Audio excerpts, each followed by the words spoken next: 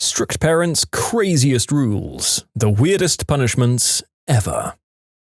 I was grounded once for a weekend when I was 16 because my parents told me not to go into my girlfriend's bedroom during a very family-friendly party that my girlfriend's folks were hosting. All of the kids were hanging out in my girlfriend's room playing cards, and I was the awkward wallflower standing in the doorway. My mum came upstairs to check on me, and she said my foot was over the threshold into the room. She snapped, made a scene, and we left the party. Kinda sounds like your mum was looking for any excuse to leave.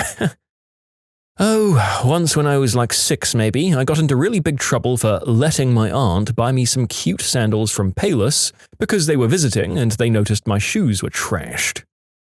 My dad went through a phase where he banned my brother and I from using sarcasm, yet he'd consistently deliver some of the most hurtful sarcastic remarks I'd ever heard as a kid. On a similar note, no effing swearing sounds funny until your own dad says it to you unironically. My neighbors used to be exactly like that. The mother would swear and scream at the kids, her oldest was like 12, and when they'd swear, she'd literally say, "Don't frickin' swear in my house." Then she'd call her oldest daughter the B word and insult her for being ginger. They moved away a few years ago, and it's so peaceful and quiet now.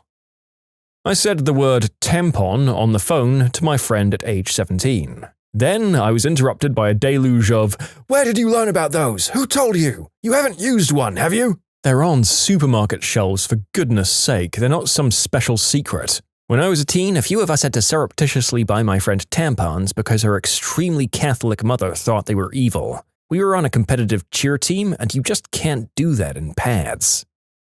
If my mum asked me something and I forgot one of the small details and remembered it later, my mum would lose her mind because not telling the whole truth is lying. Also, one time I bought a candy bar that she hadn't given me money for, and she, in all seriousness, asked me if I was selling smack, because where else in the world would I get money for a candy bar? Fart was a swear word, and saying it resulted in a whooping. The term we had to use was bottom burp. Visualizing the second option is surely more grotesque than just saying fart. Or if you really have to be so bloody Puritan, why not just say toot? I feel similarly frustrated at the language restrictions on this platform, to be honest. Like, I get it for truly obscene, hateful words, but having to say doing the deed instead of the scientifically correct term for whoopee, or any number of strenuously mechanical descriptions for any bedroom act is surely just making people think the correct word anyway. Or worse, we're spelling it out for people who don't know what the word means in the first place. Silly parents and silly YouTube. My mum gives me no option but to be picked up by her after everything, but always goes mad because she's so sick of always picking me up. In grade 9, I took Spanish in school. In general, I was a below-average student, but I excelled at Spanish. The final exam came along, and the majority of the class failed. I got 80%. Since so many kids failed, the test was deemed unfair, and so the marks in all of the tests were doubled. Some kids still failed. I got 160% on the final test as a result. So my final mark in Spanish was notably high, and I was incredibly proud. I was not used to getting such good marks. I took home the test to show my parents, and they got angry at me for focusing too much of my energy on useless classes and that I must be intentionally slacking off in other classes because if I had the potential to do this good in one, I should excel in them all. I got grounded for not doing as well in other classes. I was also not allowed to take languages or choose my own classes because it might ruin my education by distracting me. Instead of raising my marks in other classes, I started purposefully lowering my marks in classes I was doing well in so that I wouldn't be pulled out of them or have expectations placed on me that I couldn't meet. In all, my education suffered and I missed out on a lot of opportunities. I used to get grounded if I opened another bag of cereal when there was already one open. Like 2 weeks of grounding, no TV, and just sitting on the bed with the door open. My jerk stepdad at the time would always have a bag of cornflakes open, and somehow, when it was running low, a new cornflake bag would be open the next morning before we could open another. One day, I came back home from school and I wanted Fruity Pebbles, but there was still cornflakes left. I went into the backyard, poured it over the fence, and came back thinking I'd get to enjoy some yum-yum cereal for once. Halfway through the yard, I looked up and my stepdad had come home early and saw me do it because he was standing on the back porch. I have never been more afraid in my life. Grounded for 2 weeks and doomed to another 6 years of cornflakes. Why did he even buy a different cereal for you if he never even intended for you to eat it? Oh, it was a power trip. He would eat the good cereal when we were gone, like at school or at my dad's for the weekend. He bought a ton of the good stuff, but he always made sure the cornflakes were open when we were home so that we couldn't have anything else. That was just one of the many weird power moves he made to establish himself as above us because we were powerless kids and he needed to feel like he was the boss. Closing my bedroom door. I shared my bedroom with my brother and sister who were both teenagers. If anyone even tried to close the door, we'd get in trouble. Not even slamming it, just closing it. It got to the point where my sister closed the door to change clothes and my dad took our door away the next day. We'd get in trouble for crying and not understanding a question on our homework too. Personal space was a huge no-no in their house. If we gently closed the door, our parents would literally burst into the room and yell at us. We only tried to half close the door when they were really loud or when we were trying to change. They don't really give two craps about privacy because they made us, so we're theirs. Sorry, I'm probably going to sound pretty bitter, because I am. My father's a pastor and my mum is Japanese. It's a powerful combination, let me tell you. Here's one example of each. My mum would regularly get mad if she came home and we hadn't, quote, cleaned the house. To this day, I have no idea what she expected us to do. Our house was generally very neat and tidy, so there was never anything obvious I could have done, such as sweep up dirt or wash the dishes. The few times I asked what needed to be done, the pillows on the couch aren't organized. Being one of my favorites, she'd just find something else I hadn't magically known to take care of. And then my dad once banned us from eating Lucky Charms because it said, "They're magically delicious" on the box. And magic is of the devil. Oh my god, I thought my mom was the only weirdo or strict parents about the Lucky Charms. We were also not allowed to eat them for the exact same reason. So, I guess that Boo Berries, Count Chocula, and Lucifer Loops are out of the question, huh? I was in the 8th grade and made a MySpace page. All of my friends at school had one, and coming over from the religious family that I came from, I was never allowed to hang out at friends' houses or have them over unless they were church friends, and even then we were always supervised. So anyway, I had a school friend help me make my MySpace page, which my mother had previously made very clear that she was completely against. There was talk in those days about the dangers of cyberbullying or kids selling substances over the internet or something, and she had it in her mind that MySpace was bad news.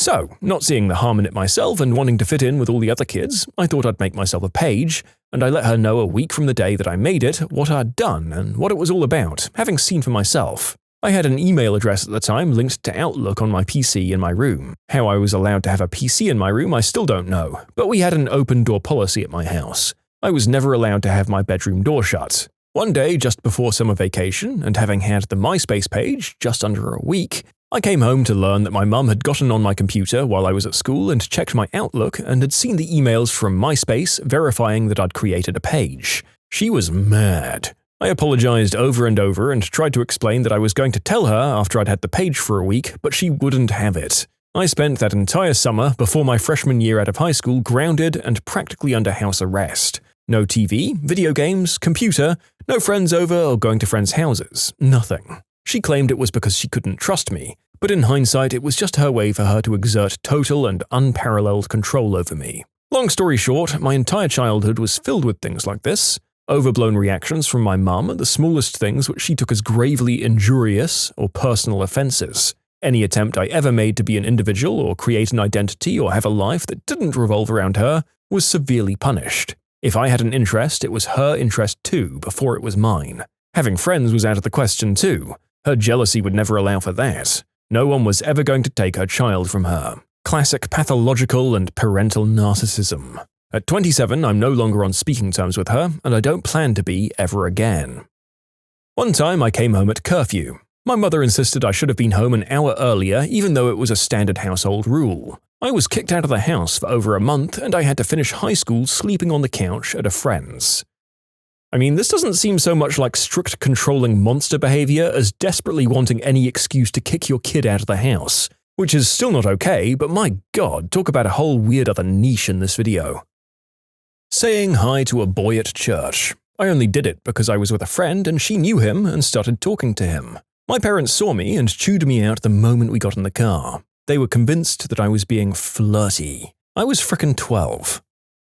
Getting anything less than an A grade. My dad also waged a war against certain words he'd deemed were disrespectful. Not really the 7 words you can't say on television or anything. Swearing oddly wasn't something that bothered him too badly unless it was at him. God have mercy on your soul if you were that brave. but he decided that fine, so, and I dunno were disrespectful and outright banned us from saying them. I mean, he's not wrong exactly, out of a teenager's mouth it gets old fast, but he took it to one hell of an extreme. I once had my phone confiscated for 9 months because somebody called me a hoe over text message in a joking manner. I was 13. You can submit your own stories to be featured here on the channel. The story submission link is in the description below. Don't forget to subscribe to Am I the Genius? My stepmom threw a fit when we watched TV in the living room while she wasn't home. She wanted her music playing when she came home, and we were supposed to know that somehow. Ugh, I got grounded and punished for a bunch of buttholes from my high school toilet paper rolling my home. Like, as if it wasn't traumatic enough waking up with my house covered in TP and having to go to school and get laughed at for it. For some reason, my parents thought that I should be in trouble too. I never understood that. I felt like such a loser, and I got to reflect on that as I picked up toilet paper from my front yard for a week. Having too much fun. I was allowed to hang out with friends, but there was an invisible fun meter that my parents kept track of. Once I hit the maximum amount of fun, I wouldn't be allowed out until my parents decided I was allowed to enjoy life again. The reset time could range from anywhere from a day to 2 weeks, but if I tried asking to go out again before my parents deemed it okay, I'd get grounded.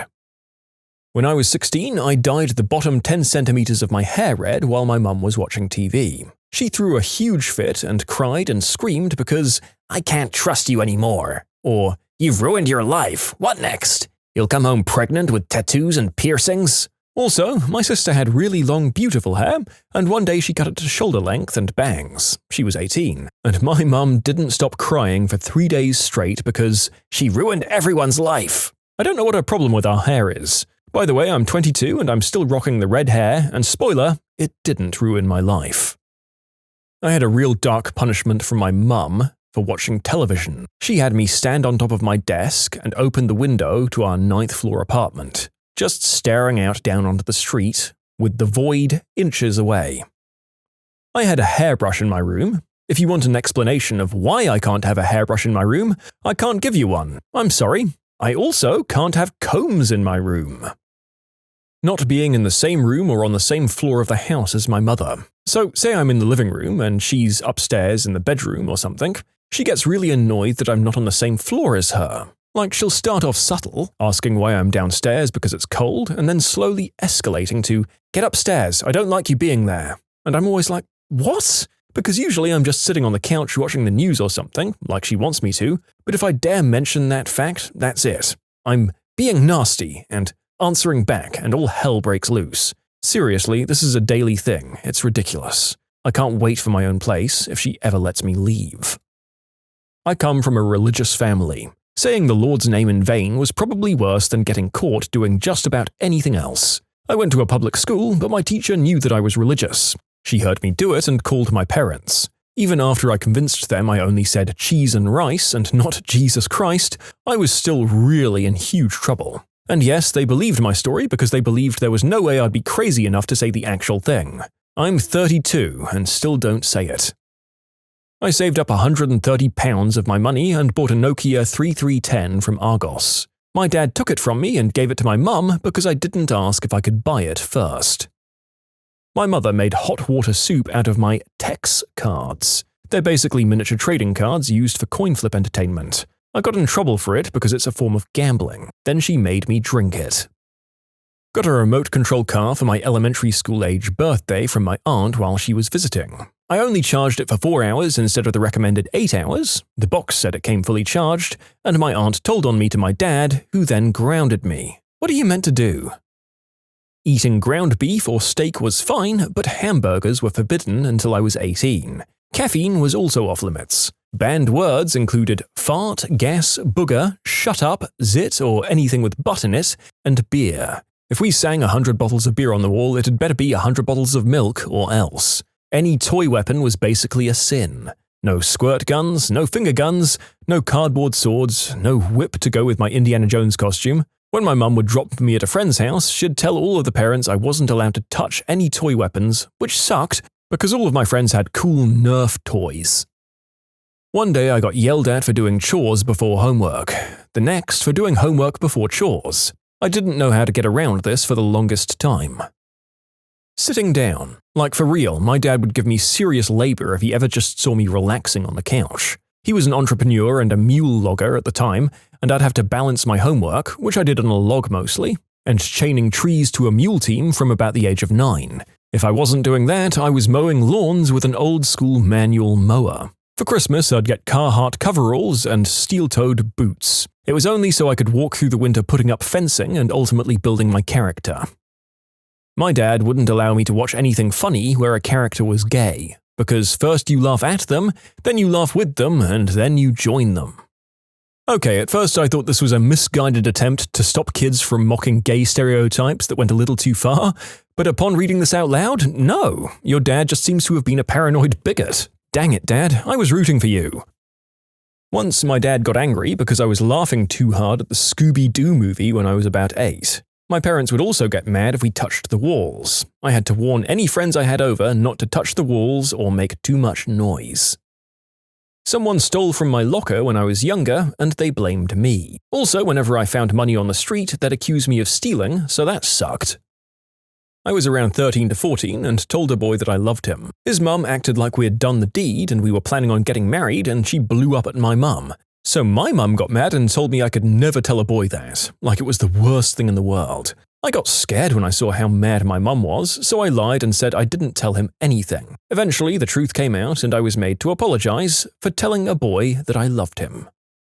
I got my laptop taken away for back-talking to my horrible narcissistic mother, not following my schedule and defying her, as she so put it. You think that's normal, but I got a laptop taken away for an entire year. It was kept in a lockbox with bags of tortilla chips and soda that I wasn't allowed to have. At the time, I was struggling with depression, but I didn't really know what depression was, to be honest, and I was barred from going outside by myself, or to walk anywhere, or even to a grocery store, which was a mere 5 minutes away. Literally, it was in our backyard. So I spent all of my time in my room on that laptop. If I went out, I had to be with an adult, which carried on through high school as well. I had to take the SPED bus to school and municipal school van from school. I wasn't allowed to walk, and my house was only about a mile away. When I turned 18, I was then allowed to walk by myself. I'd live with my dad on the weekends in Detroit. The neighborhood kids and I were close friends, and we always had fun. I'm white and they're black. This is relevant for the story.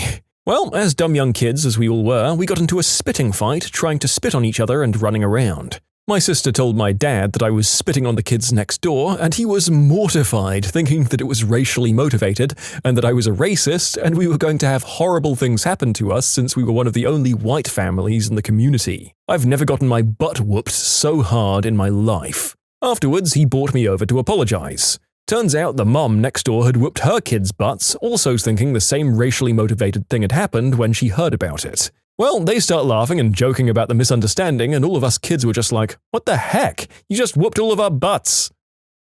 Well, my sister once checked out a book on Buddhism. I got whooped for that. My brother drank my stepdad's whiskey and replaced his portion with water, and I got kicked out for that. I took my mum's dog to my dad's house, and she sent the poor thing to the pound. I found and smoked my sister's Mary J. My whiskey brother narked, and my siblings weren't allowed to speak to me until they turned 18. Did I mention that I dropped out of university and it took me 3 months to earn enough money to visit home, and they'd moved and hadn't told me? I spoke to the nice lady renting the place. She'd never heard of me, but let me know that they still lived in the state. I located my sister through MySpace. They'd moved 1 mile south. I sort of have issues now. Damn family.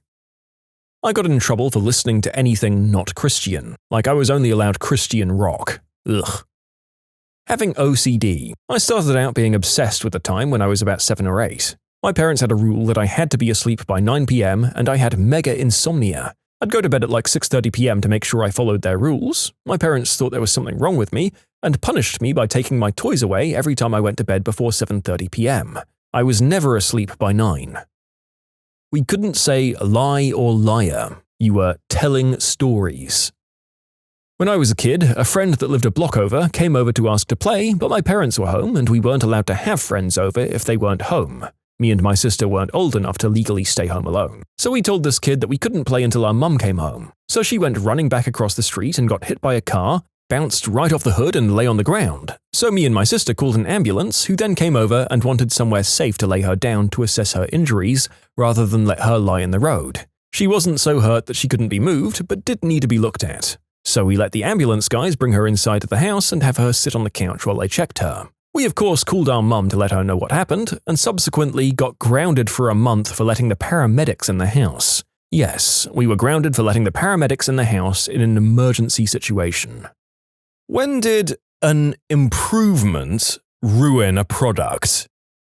Algorithm-based timelines instead of chronological ones. Cough, Facebook, Instagram. I love seeing posts from 5 days ago at the top of my feed. Facebook mid-video ads. Screw that, personalized ads. It just makes me scroll down my feed. There hasn't been a single video that I hadn't skipped every time an ad comes up. Literally, the second I see that little countdown to an ad pop up, I lose all interest in the video and close it. I hate the new plastic Snapple bottles. Weather.com. It used to provide me with accurate weather forecasts. It is now one giant cesspool of clickbait articles with questionable weather numbers mixed in sporadically. Literally everything about iTunes. Someone once called it a software update utility that also plays music. Someone here has already said Facebook, but I need to make a special mention for Messenger. F you, Messenger. Yes, I know I added a friend because I fricking added them. When a story gets traction, the author generally says, "Oh gosh, this isn't what I want to be remembered for on the internet." For me, this is exactly what I want to be remembered for. F you, Messenger, you piece of crap. Messenger treats us like we're people from commercials. "Hey John, just wanted to let you know I've connected with you on Facebook." Wow, that's great to hear, Simon. Digital cable. Cable used to flip channels instantly. All you had to do was remember a 2-digit number for each channel. Now it takes 30 seconds to load up every channel. That stupid live camera option on Facebook when you swipe left. As someone with mild motor tics, especially with my hands, I'm constantly opening the fricking camera by accident. If I see that dancing guy one more time, I'm going to do nothing and probably still accidentally open that camera 1,000 more times. This comment is from 6 years ago, and the narrator has just tried swiping left a few times to see whether he can make some kind of camera appear, and at the very least it doesn't seem to be a thing on my Facebook app anymore. So maybe they did realize how terrible it was. Now we just have to deal with all the many other things terrible about Facebook. Whatever Yahoo did to Flickr. Yahoo tends to do that. I'm really curious on how Yahoo is turning a profit, or at least had enough presence to make Verizon want them. Yahoo is like that one kid who was super cool freshman year, but by senior year he became the creep selling substances and hitting on middle schoolers. For a search engine, they really don't do their job well. So many ads on their page. F me sideways, the company that got majorly hacked was actually doing pretty well for itself. Who knew? My mouse has pop-ups in the system tray. My mouse has pop-ups in my system tray. ES File Explorer for Android. It used to be a nifty little program. Now it's laden with ads, irritating notifications, etc. A textbook example of bloatware. Skype, the mobile version. It was very practical, simple to use before. Since June or so, it became meh. Copying Instagram and Messenger's trends with these moment things, a terrible UI, and even a lack of functionalities from the previous versions. Oh, this applies to the PC version too. Skype sucks, and Discord's got video chat now, and does everything Skype did better. Honestly, the only thing I want is screen share with sound, then I can say Skype is 100% dead. When Hulu announced they'd be updating their interface, I was excited because they have a great content library, but the interface wasn't super good. It feels like they made it worse on purpose. Its dumpster fire of an interface on Android makes me question every person who worked on it. That's how I feel about Amazon Prime on anything but a PC. I know there's good stuff in there, but it's a pain in the butt looking for it.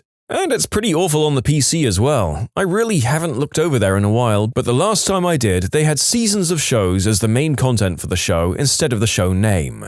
For example, if they had Supernatural over there, instead of searching for Supernatural and finding that show and clicking in to look at seasons, you'd find like 11 separate entries of the show listed Supernatural, season, number, all in alphabetical order. So it looked like this. Supernatural Season 8, Supernatural Season 11, 5, 4, 9, 1, 7, 6. Next page of results, Supernatural Season 10, Season 3, Supernatural Season 2, really fricking helpful all round. Subscriptions for literally everything. You can't even buy software anymore, only rent. I'm looking at you, Adobe. Torrenting Adobe products is great. No monthly fees and no updates. Pyrex glass kitchenware. They used to be the gold standard in high-quality tempered glass products. But in 1998 they changed from borosilicate glass to soda lime glass, which was supposed to be cheaper and lighter, but it's less heat-resistant and breaks more easily. Whenever a news site has a video clip embedded at the top of the article that autoplays, and then fricking follows me down the page in a little embedded window in the corner while continuing to play "Frick you, go away," and then it autoplays another video that has nothing to do with the article you're trying to read. Oh, what's that? You're listening to a music or podcast while you're reading the article? Not anymore. I'm taking over the sound. Every iOS update never fails to remove a feature I like or make something worse.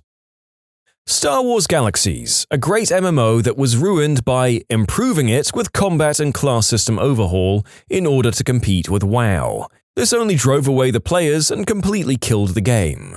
They did it twice. A lot of people weren't happy with the original combat upgrade, but the new game experience really drove people away. I really liked the original tree progression system. It was a really good game before they messed it all up.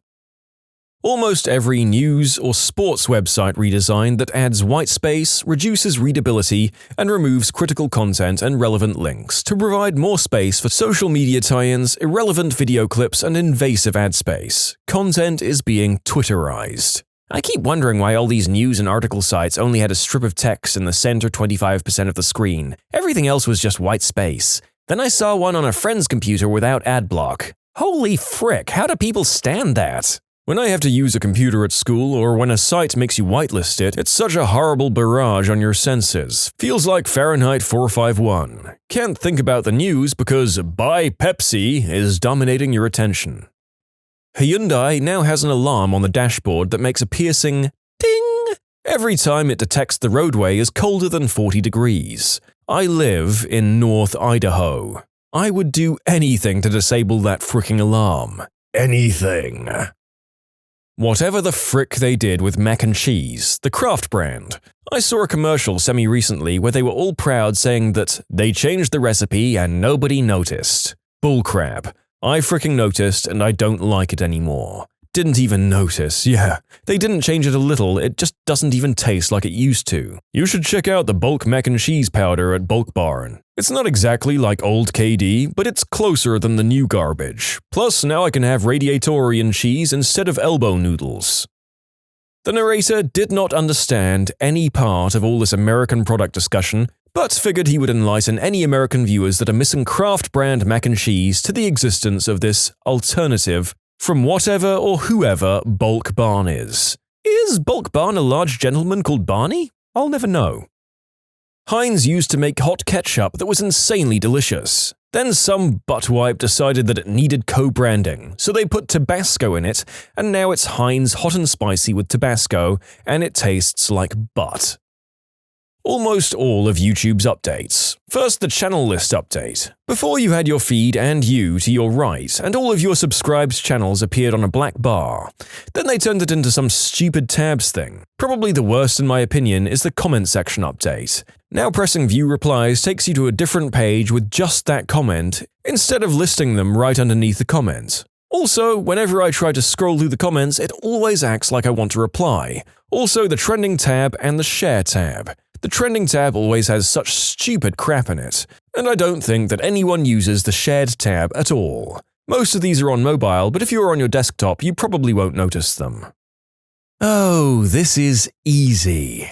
Angry Fricking Birds. Formerly one of the most fun apps, now ad-ridden garbage and a sign of the mobile industry. I don't even mind the ads that much if the game is free, but the energy system crap is insane. The guy who invented that and anyone who funds that behavior should be launched into the sun. Freaking garbage. Energy system? Oh god, is that as bad as it sounds? Yep. You only get so much energy per day, and when you run out, you can't play unless you pay with premium currency. So not only do you have to pay to play, you have to keep paying to keep playing. It literally boggles my mind that people actually fork over money just to play more. Yik Yak used to be a fantastic social media app catered towards college kids a few years ago. It was basically an anonymous Twitter specifically for your geographic location. It was fantastic for news and updates about campus events and seeking help or advice from fellow students. You could even view Yik Yaks at other colleges around the US. Then they decided to add optional usernames, and that started a downward descent into what was essentially a rip-off of Facebook. Users left in droves, and they shut down for good this past summer. It was a shame too, because at its peak it was a must-have for any college kid at a decent-sized school. This sucked for more than just students. I work for a university, and yes, faculty and staff downloaded the app, mostly just for a good laugh. Most of us didn't care what everyone was saying, but what it was fantastic about was an unfiltered forum for real legitimate complaints. I can think of 2 or 3 things that got addressed and resolved more or less as a direct result of the app. It always amazes me that these people are able to go from an app worth millions to killing it in a few short months. Or that whoever made the design choice for usernames wasn't promptly fired when they were overwhelmingly negatively received. Apparently, the best approach was to let them continue down that path instead. You can submit your own stories to be featured here on the channel. The story submission link is in the description below. And if you want to listen to some vibey music in the background, check out easymode, also linked below, and subscribe. I'm convinced hot Cheetos use less and less chili powder over time, and it makes them suck. I'm convinced the same thing happened to Sour Patch Kids. Either they wimped out on the sour, or I became immune to its effects. Imgur requiring you to log in to upload pictures from a phone. Instagram's non-chronological feeds, in my opinion. It annoyed me so much I barely use it anymore. I love checking Facebook and seeing a post from a good friend. I'm having a beer at X. Anyone keen to join me? Posted 2 days ago. Do I go? Will he still be there? Half of the practical uses of social media no longer work. This happens on an almost daily basis on Instagram. I'll see a comic post about a show happening tonight in 10 hours. Plenty of time to make plans and come out. Then I check and the post was from 22 hours ago. Unfortunately, this is the reality of practically every form of social media. It's very difficult to monetize a chronological feed purely with ads, so they change it to top liked or something else, which is very easy to monetize. Just give us some money and we'll make sure your post stays at the top of your followers' feed for 24 hours. Car alarms. Not once have I heard one and thought, my god, someone is breaking into that car. I hear it and go, who effed up now? My friend borrowed his wife's car and accidentally set the alarm off at a gas station. He couldn't figure out how to get it to turn off, and the manual for the car wasn't in the car for some reason, so he just drove it home with the alarm blaring the whole time. No one stopped him or did anything. They completely ignored it. LinkedIn after their design overhaul. You used to just be able to scroll down to browse through a person's projects, awards, and achievements. Now, entire sections are reduced to just 1-sentence-long, vague descriptions. And the profiles just look fugly now. You have huge amounts of white space and teeny tiny little profile pictures, which are now circular too, to make it even more awkward. Not sure what I was supposed to improve, but I freaking hate how half the space on modern smartphones is eaten up by apps I don't use and can't uninstall. Yes. Frick that, man. It's basically a false advertisement. Yeah, here's our 16GB phone, but 11GB are all apps you never use and can't delete. Still 16GB though. Have fun with your 2 whole apps of your choice. Maybe the narrator is a freak, but he's never once in his life, from the first iPhone to his modern Samsung, used up all the storage on his device. Is that weird? Anything Facebook does. Remember when Facebook was chronological and genuinely about what you and your mates were up to? And now it's just glorified cloud storage for memes, financed by irrelevant ads. Don't get me wrong, man likes a meme. It's just not why I joined some 8 years ago. Do you want a rip-off of Snapchat story on your phone? Do you want every photo you take to give you a forced pop-up asking you to want to add this? Do you want listing yourself as going to an event to automatically create a dummy chat with everyone else listed as going? Do you want every friend request to create a dummy chat? Do you want swiping down on the app, the universal refresh motion, to instead open a camera? No? Well, tough crap, because you're getting it anyway. For real, I don't need my eggplant pics popping up on Facebook asking if I want to post them. No, I'm good, thanks. Microtransactions in console games. I get it in Facebook games and mobile games that are free, but in a game I've already paid $60 for, it's some BS. It puts people who don't want to pay more at a competitive disadvantage. They act like they're kindly offering us a shortcut, but microtransactions always make the game drag more, because they want to make you frustrated with a lack of progress, so you'll buy a booster pack or some crap. Same goes for pre-order bonuses and Day 1 DLC. They want to make you pay extra for that stuff that should already be in the game. Like, before I was fine paying like $5 for some good maps way after the game was released. Now though, they plan out selling you the game in pieces. It's ridiculous. Also, the games that make you grind so much, you're willing to buy whatever the frick it is. Frick the game industry, man. Microsoft buying out Skype. Skype has turned into a crappier version of the retired MSN. I exclusively use Discord now.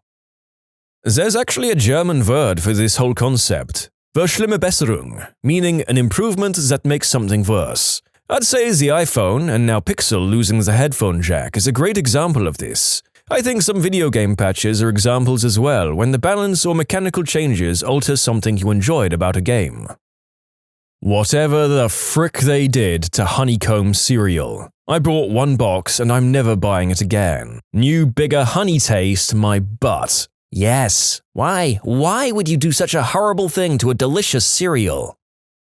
Let me usher you in to a paradise known as the Whole Foods Bar. This was a bar that was perfect in my opinion. It's a bar that is situated right in the middle of Whole Foods. They serve wine and beer, and all around the magnificent island of a bar is the wine and beer section full of anything you could possibly want. All you had to do was walk over and pick one of the hundreds of anything, and the bar will open it for you and serve it in a glass. Not only that, but you could grab any protein and almost anything else from the grocery store, with a beer or wine in hand mind you, and bring it back and have the bar staff cook it for you for free. Crab? Done. Meatloaf? Cooked and ketchuped. Not only that, but they had amazing specials. A beer and a pizza for two? $10. It didn't matter what the beer was. Beer and wings, beer and burger, etc.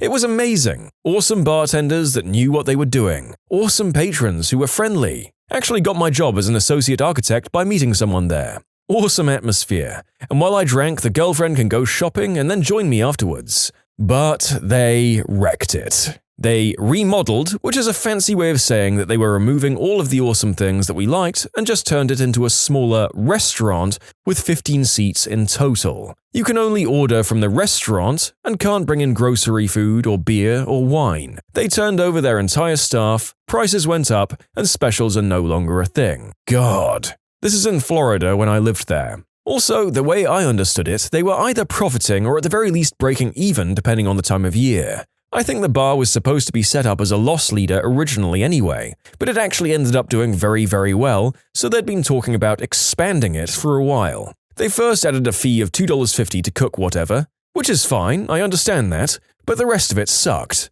I do not shop at Whole Foods anymore, it was out of the way and the prices aren't the best. I'm sure they lost a lot of other customers like me. Well, having the workers cook the food you just bought off the shelf sounds way too good to be true in the first place.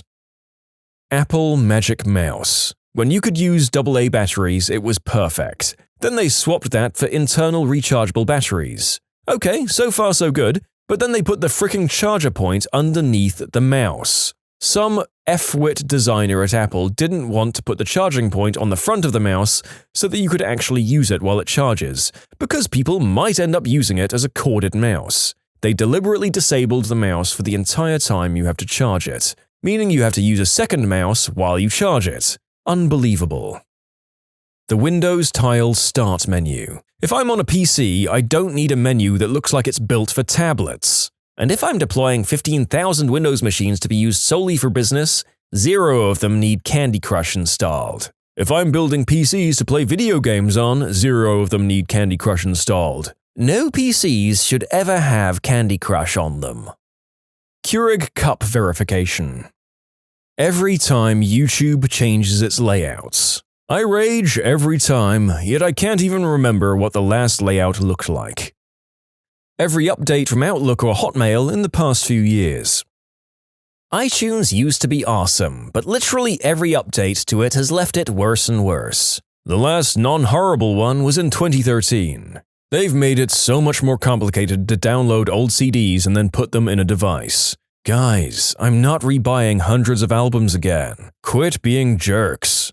I remember when iTunes let you stream your library. You could go to work and just connect back home and listen to all your music. It was amazing. Yeah, we built up libraries based on our friends' libraries and just had mega collections, but it was amazing. I don't even know if they do library sharing anymore. Shapes. It's a national meme in Australia. The new ones are absolutely disgusting. Fortunately, they decided to restock the old ones. Thank God that some companies have humans running them. I remember living in the Southern Hemisphere, and along with Tim Tams, shapes were a culinary highlight of existing there. Glad to hear that they heard sense.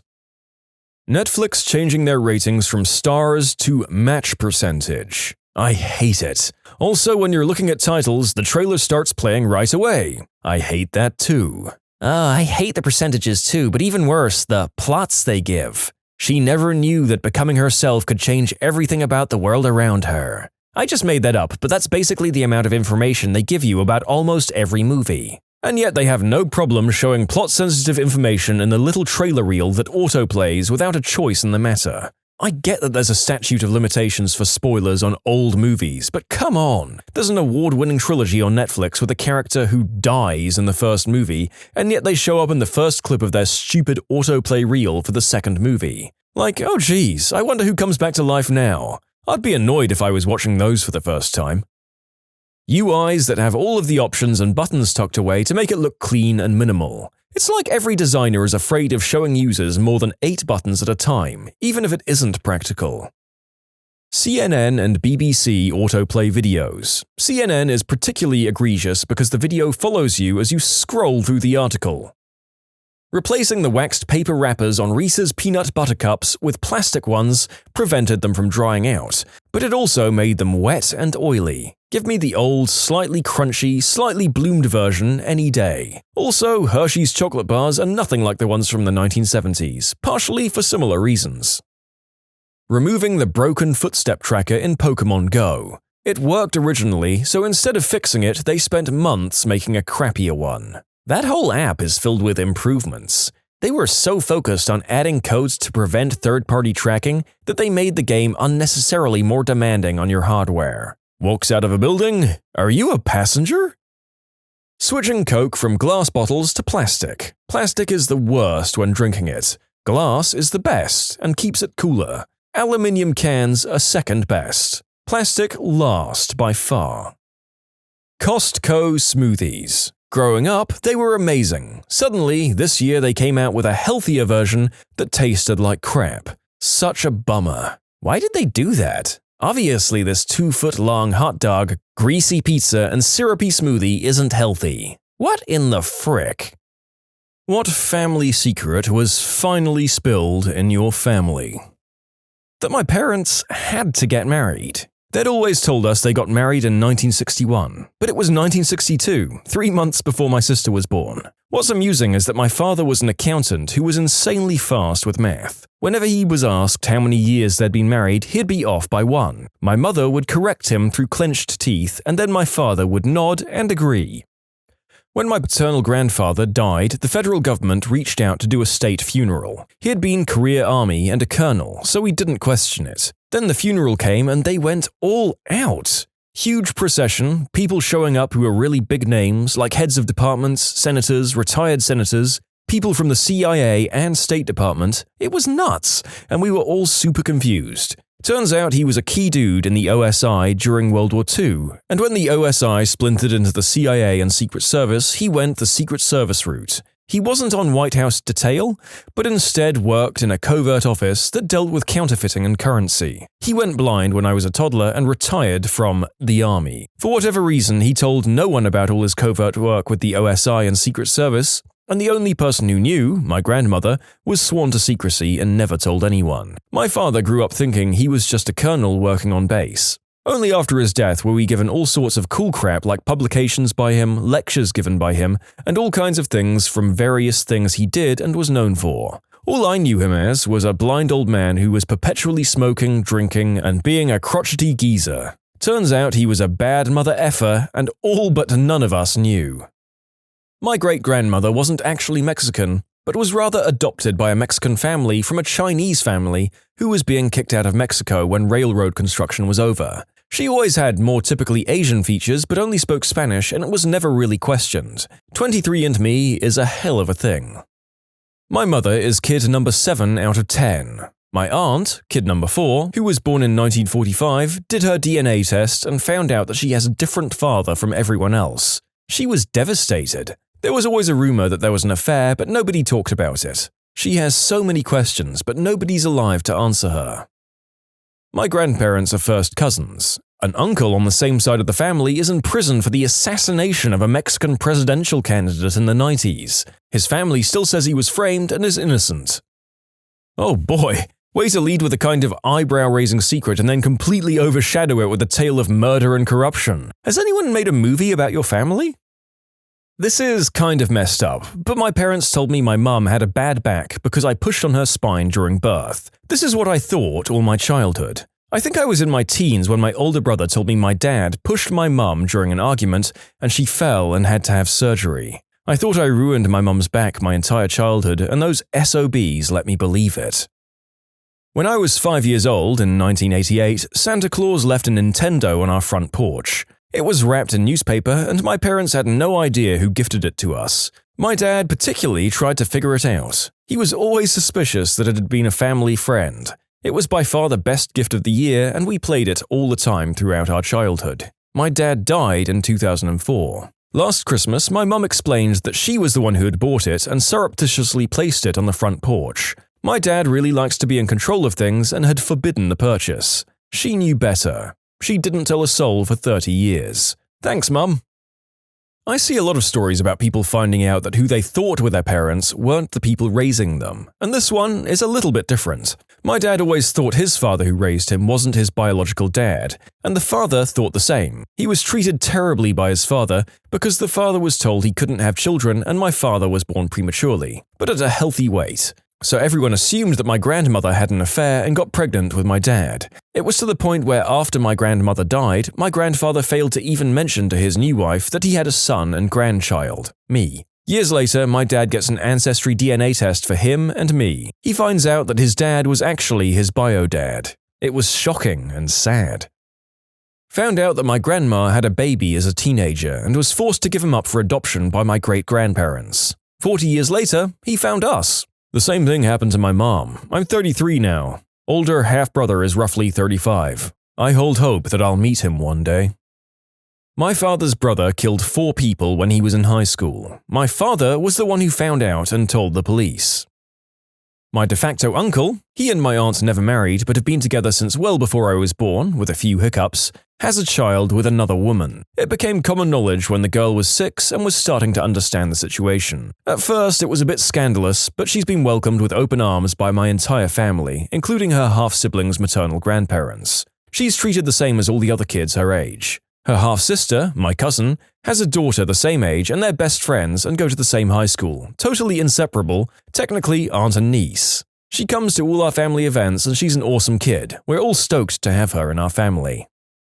After my mum died, I found out the real story behind my grandparents' marriage. She came to my father's country to visit some of her relatives. Met my father and after just 1 week she asked him to marry her so she could stay in the country. My father accepted because he had no one else and his parents were pressing him to get married already. But the highlight of the story is that over some time the two of them fell in love with each other. Their love only grew over the time and they were really happy together. My mother spent her last days very ill and she would accept only my father by her bedside. He swears to this day that she was an angel sent from God to take care of him. I'm shocked that they got married just like that, out of the blue, and ended up loving each other so deeply. I can only hope to have as good and loving marriage as they had.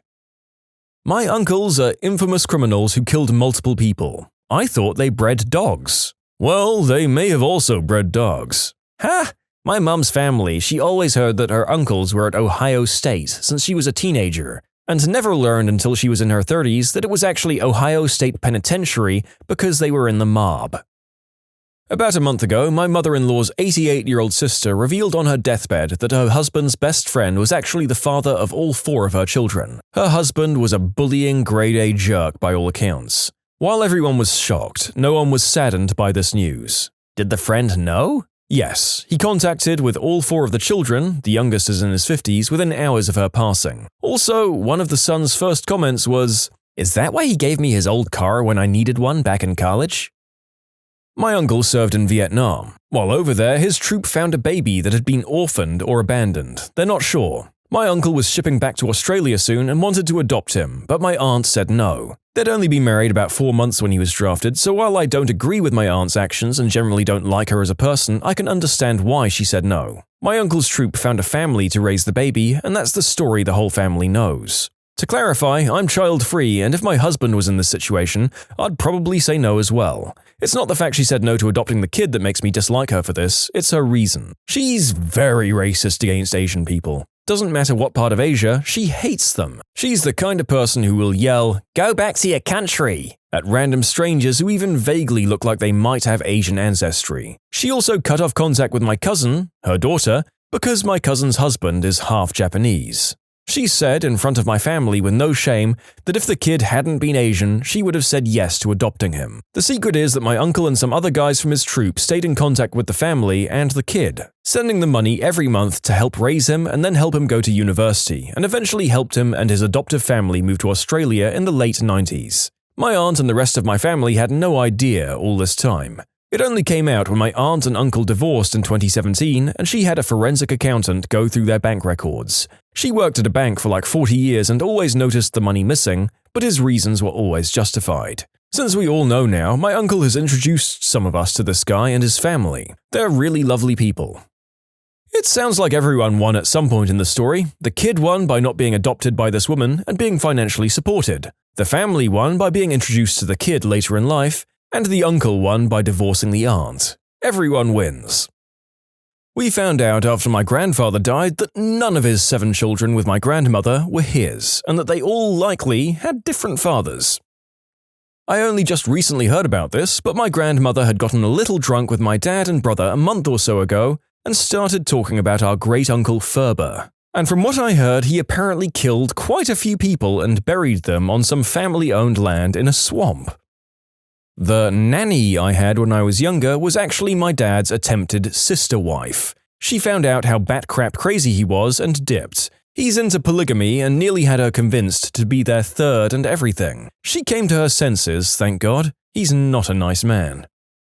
My great-grandfather didn't die of cancer. He died from complications after being shot when one of his businesses was being robbed. Or so we'd heard. He also spent a lot of time in Atlantic City. He also had a lot of partners in Teamsters and other unions in coal country. Also, everyone called him Smiling Tony, but his name wasn't Tony. He died in the 60s, long before my time, but when my great-grandmother died 20 years ago, a very old guy showed up to the funeral in a white suit and all of the oldest people in my family kissed his hand. When I asked, no one knew who he was. My grandfather moved his family away from central Pennsylvania in the late 60s and disconnected from all of this. But there it is. I always wonder how long it will be before my neighbors figure out their daddy is a dealer or a little crooked. There was that one time in Christmas he got shot in the leg stealing from a farm and hobbled around for weeks. He's trying to go straight right now. I heard an absolute blowout fight like 2 months ago. As soon as the bigger kids left with the grandparents, the missus was smoking ice in the house, and he screamed at her about not doing that in the house, not wanting the kids to see. You can submit your own stories to be featured here on the channel. The story submission link is in the description below, and if you want to listen to some vibey music in the background, check out easymode, also linked below, and subscribe. When I was 28, I found out that my dad was not my biological father. The news came out via the following. My dad was battling depression and a number of other serious problems, so I had just flown home to try and take care of him and rescue him from my mum's wrath. My mum had verbally and emotionally beaten him down during their entire relationship. He loved her so much and he tolerated it. Well, during a solemn walk with my dad, as I tried to help him out, he confided that he's not my bio dad. And he went on to tell me that he knew this all along, but my mum lied to him and tried to convince him that he was my bio dad. He knew he wasn't, but he wanted to play the role. When I was 10 years old, my mum finally confessed this to him, and he was worried that upon hearing the news officially, he'd somehow let this affect his relationship with me. So when I was 28 years old, during this walk with my dad, as he pours out the story to me, he frames it by telling me that his two most proud moments in his life are 1. How I turned out and his raising me, and 2. That he had completely forgotten about the news my mum told him earlier in that day, when I was 10, about him not being my bio dad,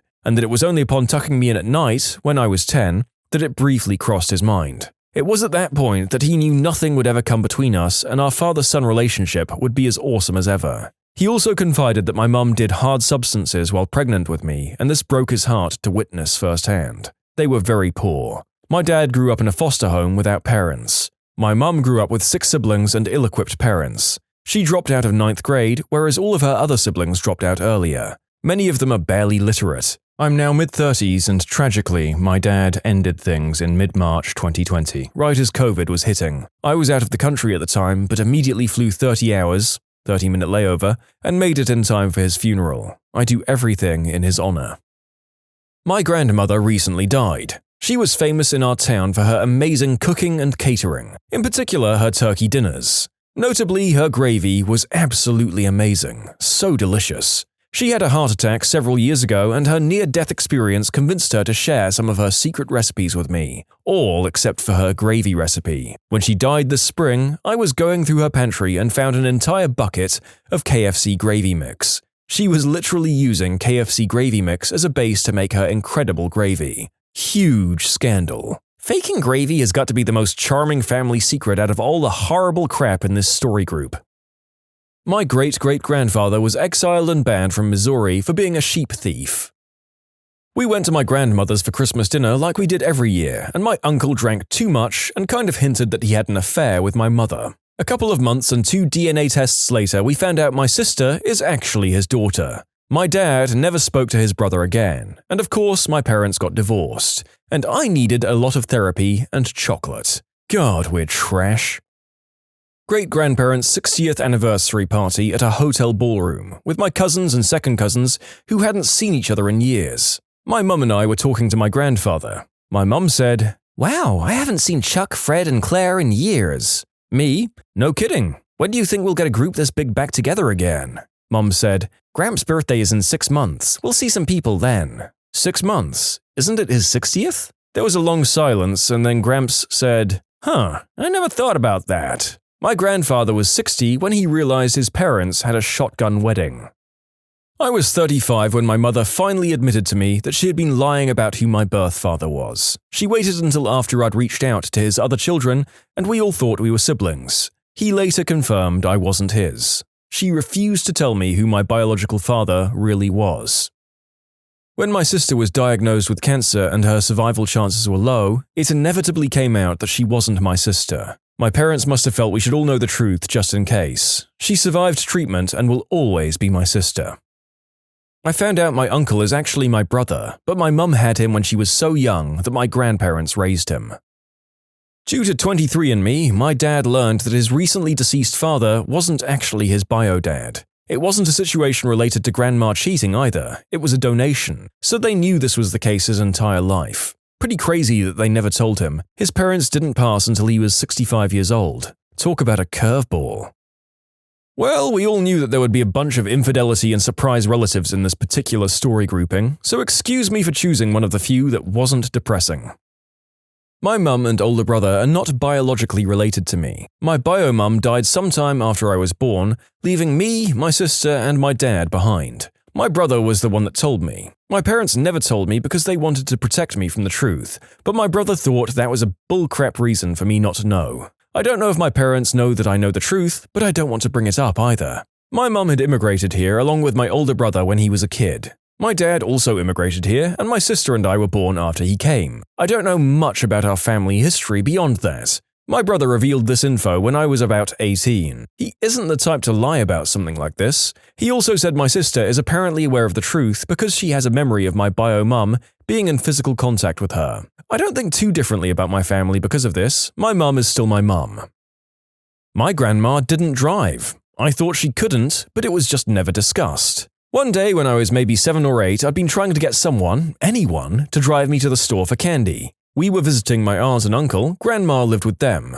They had bitter honey at the local store, which I could no longer get at home. But no one would take me to the store. Finally, I said I'd just ask Grandma, and my cousin chimes in with, "Grandma can't drive." "Oh, you bet your sweet butt I can drive, they just don't let me." Grandma had overheard and she was in high dudgeon. But that's all that was said about it, and my aunt finally took me to the store, so I forgot about it. Years later, when I'd just gotten my license, I asked my mum what was up with Grandma not driving. She explained that during Prohibition times, Grandma bootlegged alcohol for moonshiners. She was very successful at it. She was so successful at it that when the moonshiners were finally busted, even though the revenuers never caught my grandma, her license was suspended by the state to never be reissued. Later in life, she was told she could petition for it back, but it came with an admission of guilt or some such. She told them to go to hell. The scars on an elder family's wrists were not from a botched attempt at their own life. They were from her mum trying to protect herself and her kids from the approaching Red Army. That was at the end of World War II in Germany. This made it so much worse. My dad fathered a child in high school. His side of the family knew, and my mum. We found out years after he had died that we have a half-sister. Here's how we found out. Dad got a girl pregnant and she decided to go it alone. She moved across the state and had my half-sister. She met a guy, married, and he raised her like she was his own. They had no other children. She didn't reveal my dad's identity until after he died. Apparently she contacted my grandma and mum, but they kept it from us. Years later, half-sister has a kid with medical issues and needs to know the family medical history. She contacts mum and grandma, who again don't tell us. Meanwhile, after Dad died, my uncle had prints made of a favorite picture of Dad. He gets them framed and gives them to all us kids as well as my grandma, aunts and uncles. Mum gets a picture to our half-sister after their secret meeting. Fast forward another few years, my brother and his roommate live in a large nearby city and hit a bar and pick up and bring home some ladies to sleep over. The next morning, my half-sister sees a photo of my dad on the mantel, turns white and asks, "Whose picture is that?" "That's my roommate's dad. He died a long time ago." "I need to talk to your roommate." She lived her entire life across state, hundreds of miles. Her friend was going to school in a large city near our hometown. She was visiting and they decided to go to a bar. They got picked up by my brother and his roommate. That's how we found out. My brother went to my grandma and asked. After my grandfather passed, we found out that he'd fathered a child when he was posted in Italy during World War II. He never knew. His mother intercepted any letters from the Italian girl. He came home, met and married my grandmother, and had 4 children. I forget who in the family found out and how. It's crazy to think that we have a whole Italian family out there. My oldest aunt is 77, so this kid would be at least 79 by now, I would think. We've considered doing the DNA testing, but some family members aren't comfortable with how those companies could use the information. It's a really sad story, but if his mother hadn't intercepted the letters, I wouldn't exist. It's a weird place to be in emotionally. My sister cheated on her husband throughout her entire marriage to the point that all 3 of her kids have different biological fathers. That my grandfather was an atomic soldier. Instead of sending him to fight in the Korean War, they sent him to Nevada, where, after having him turn away from the initial flash, he witnessed the mushroom cloud. After that was over, he was ordered to march to the detonation point, where he was unwittingly exposed to high amounts of radiation. Luckily for my family, my grandpa is now in his 90s, even after a few cancer scares. And the rest of us, my mum, aunt, cousins, sister and I, are cancer-free and fairly healthy. But this is medical information that we really should have known earlier.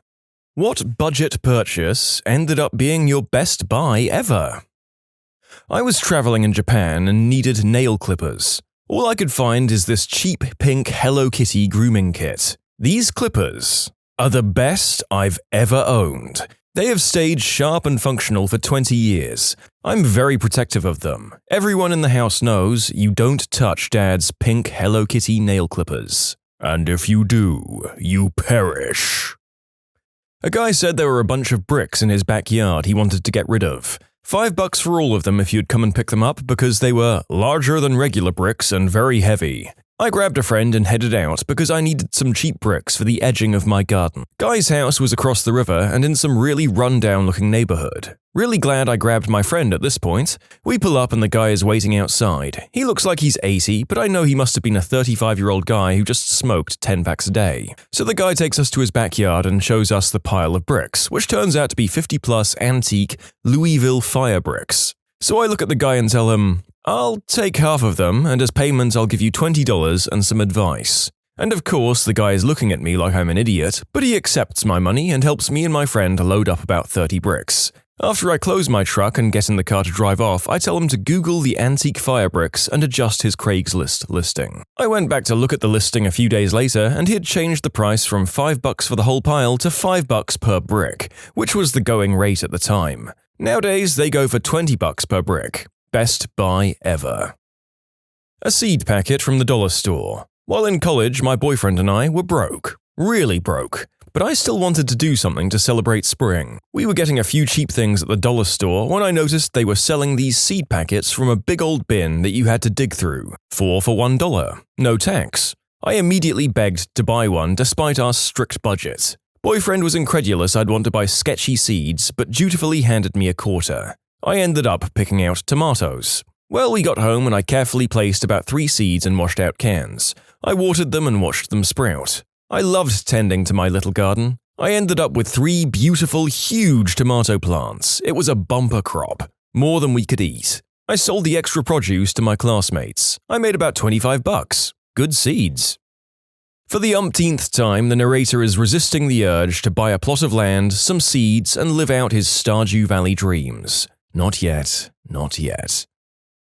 My dad bought me a flannel jacket for $2 from the equivalent of a dollar store in 1994. Wore it for everything you can think of. I wore it yesterday. Still going strong after 25 years. It's amazing that the jacket held up, yes, but special kudos to you for still being able to fit in it for 25 years. I was traveling from a different city straight into work, where my uniform was a white shirt with a conspicuously black bra. Wasn't stopping home, so I did stop on the first corner store I found and bought a $5 white bra that looked roughly my size, as they had nowhere to try them on, just to wear for one night at work. 10 out of 10, comfiest bra I ever owned. Wore it every day of my life for about a year. It gave in at some point, but it was still a $5 bra. But gosh darn, I dream of the day when all of my bras fit that well. I too have a bra of mystery. First strike, I brought it from a grocery store. Second strike, it was marked down to $2 and plastered with stickers reading, "Final sale, no returns. We're not liable if this kills you. I'm sure there are people who love you," and the like. Third strike, upon ringing it through, the cashier did a double take at the screen, looked at me with great concern, and asked if I was sure I wanted to buy it. After failing to self-combust and send me straight to hell, it wound up being one of the nicest bras I ever had. Wore it for 2 years before the inevitable underwire chest shanking. I still wonder what they thought was wrong with it.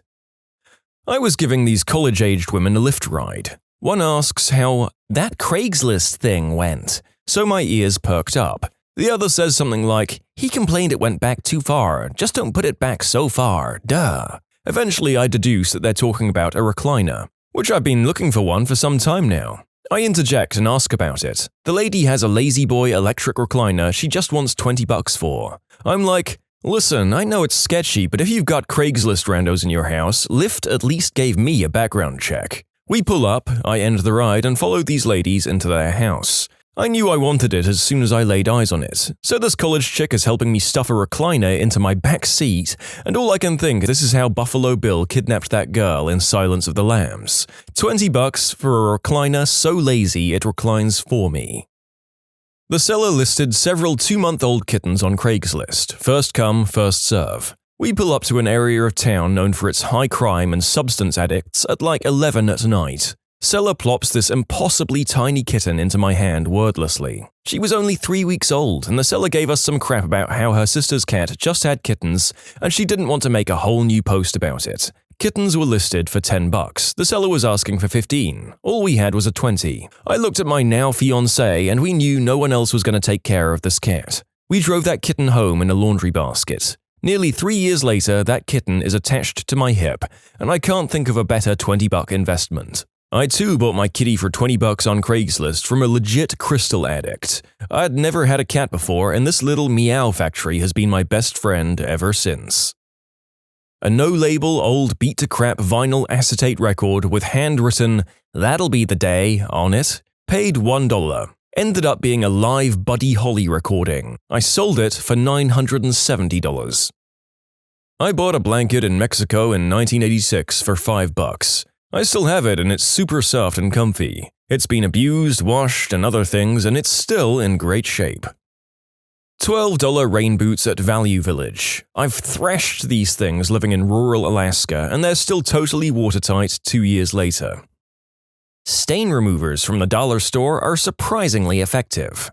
I bought a tub of toothpaste called Right Clean, and then when I looked closely, the cap said Colgate, so I'm guessing companies sell their excess supply to dollar stores and just relabel the contents. I work as a day laborer at a plant that made mayonnaise. We probably made 30 different brands of mayo, from store brands to national brands. They would stop the filling machine, we would change the bottles, caps, and labels, then keep right on running, putting the same stuff out of the same vats into all the different bottles. I heard the same thing from a person who worked in a green bean factory. They'd just slap a different label and keep it rolling. I bought a small turtle from a gas station in Florida when I was in the 1st grade. Max proudly lived until the end of my senior year. I am loving all the cute pet stories coming out of this story grouping. Honestly, I just assumed it would be all Walmart and eBay finds. At the end of a long road trip with some mates, I brought a $20 pair of sunglasses in a gas station just outside Chicago. They fit me better than any pair of sunglasses ever did or ever will, and they made me look awesome. For years, I constantly received compliments about them and was asked where I got them. I lost them after 5 long years and have hated myself for it ever since. They were so no-name they didn't even have a brand name on them at all, so I have no idea who made them. I have no way of finding that gas station either. I've literally spent hundreds of bucks trying to find sunglasses that came close to that perfect fit and style, but I can't. I randomly found a wedding videographer online and booked him for a very affordable rate for my wedding, assuming it wouldn't be very good quality. 2 weeks after the wedding, he emails me a high-quality, well-edited video. He had a drone I hadn't noticed because he was outside of the venue getting B-roll with it before I even started getting ready for my big day. I was floored, and now I recommend him to everyone who ever plans to get married, ever. To update, he's definitely upped his prices since then, and rightfully so, because he does great work. He did the videography from my wedding last summer. I drive cars so old they all still have tape decks. I bought this fake cassette tape with a headphone-style plug that comes off it. You put the tape in the player just like it was a cassette and plug the jack into your phone, and it uses the car's speaker system as an external speaker for the phone. I was so skeptical of it working because it was all of $5, and I've been using it at least 10 years and it works perfectly and beautifully. Plus bonus side-eye every time I pull it out to use it with someone new in the car. I bought a $17 toaster about 20 years ago and it's still going strong. I went to buy a used lawnmower and ended up buying their very old dog for $10. He had never been allowed indoors, never rode in a car, went to a park, or had a bath. We had a good 5 years of firsts. Best $10 I ever spent. I bought a button-down shirt from the thrift store in the mid-90s and I still wear it today. The shirt is obviously even older. It doesn't have much wear on it either. I think it's made of rayon or something else. The brand is Kmart. They don't make them like they used to. A little $40 speaker set for my bedroom TV I got in 2006 and still works great in 2019. I bought a fake wood, plastic mantel clock from Value City for about $10 because I needed something for my first apartment. I received a surprising number of compliments on it and was asked more than once if it was a family heirloom because it looked so old. It also lasted for about 10 years until some movers broke it. I was kind of proud of displaying that stupid cheap clock. I was in a market in Shanghai, one of those ones that attracts foreigners with knockoffs of nice brands, where you're supposed to haggle a bit with the store owner. Walked into an electronics store looking for a portable speaker. Negotiated the store owner down over the JBL speaker that basically was the size of a thermos. I think she originally wanted 200 yuan for it, and I got it for 125. The exchange rate was about 6.5 yuan for $1, so it was about $21. The owner went out back and got a blank white box and an envelope. Inside the box was a blank speaker without decals. Decals were in the envelope. She then proceeded to put the decals on the speaker in front of me, using tweezers for precision. This was my very first time in China, so it really caught me off guard. The speaker is actually amazing. Very loud, 6 to 8 hours battery life, and perfect for storing in a cup holder. I mostly use it on a golf course, which is perfect. You can submit your own stories to be featured here on the channel. The story submission link is in the description below. And if you want to listen to some vibey music in the background, check out easymode, also linked below, and subscribe. We bought an Ellis Island boat tour in New York from one of the guys on the streets. We were led into a van and treated extremely well, so we weren't immediately sketched out too badly. We don't know New York, so we ended up driving 20 minutes through Manhattan by 3 men to an apparently abandoned sketchy dock with no one else there. That's when we were convinced we were being scammed or sold into human trafficking. Gave us a post-it note with a number and they said to go around the abandoned factory to the pier and they were waiting for us. So we took our naive tourist butts around the building, alone, expecting nothing, and they would just pull off and scam us. Sure enough, we turned the corner and there was a big boat with a bunch of people and it was legit. We had an amazing tour and a lot of fun with free food and drinks. So overall, a great decision, but in hindsight, we should have been murdered or at least scammed.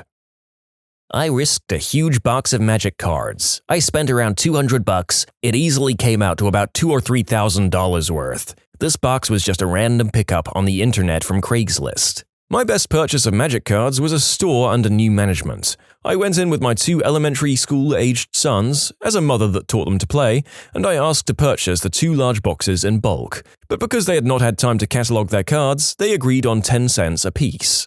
At least 2 of the cards combined were valued at $80, and I bought hundreds. It's been some years since I've played, at least 3 or 4 years since I've purchased any. I wonder how much they're valued at, but I don't have the heart to part from them. I started playing in '97, and I have cards prior to that. Fugly or sad and misshapen potted plants from the grocery store. They just need some love, and it's so fun to see them grow. This person is a dark mirror of the narrator who consistently buys nice plants and proceeds to kill them all over a period of weeks. Teach me your secrets, internet person.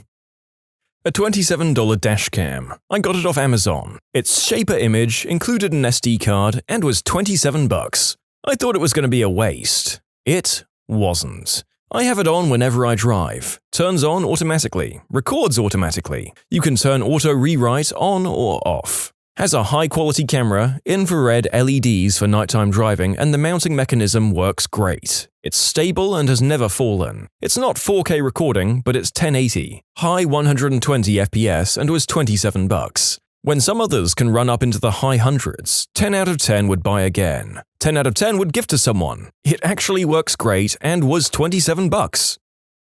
My dog was a stray, adopted by a couple but returned because he was too high energy. So his adoption fees were 50%, the best $45 I've ever spent.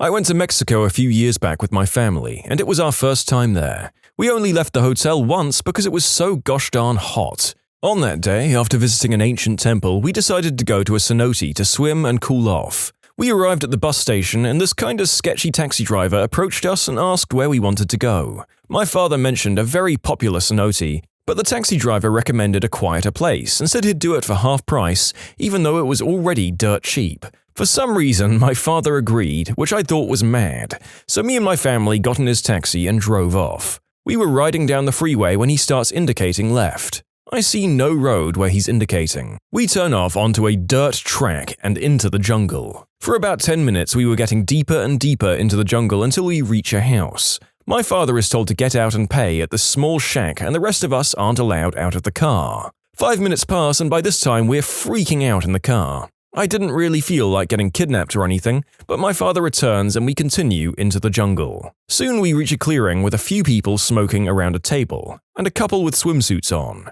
Now I'm a bit more relaxed because there are other customers there. After getting changed, we have a short walk to this beautiful, crystal clear cenote with overhangs and plants hanging down. It was amazing. We got out and thought money well spent, but then we were led on a tour around 4 other cenotes where we swam under bats hanging in caves and learnt about the history of the cenotes. To top it off, I got to jump off a 10-foot drop into a pool where I could see the bottom about 20 feet below the surface.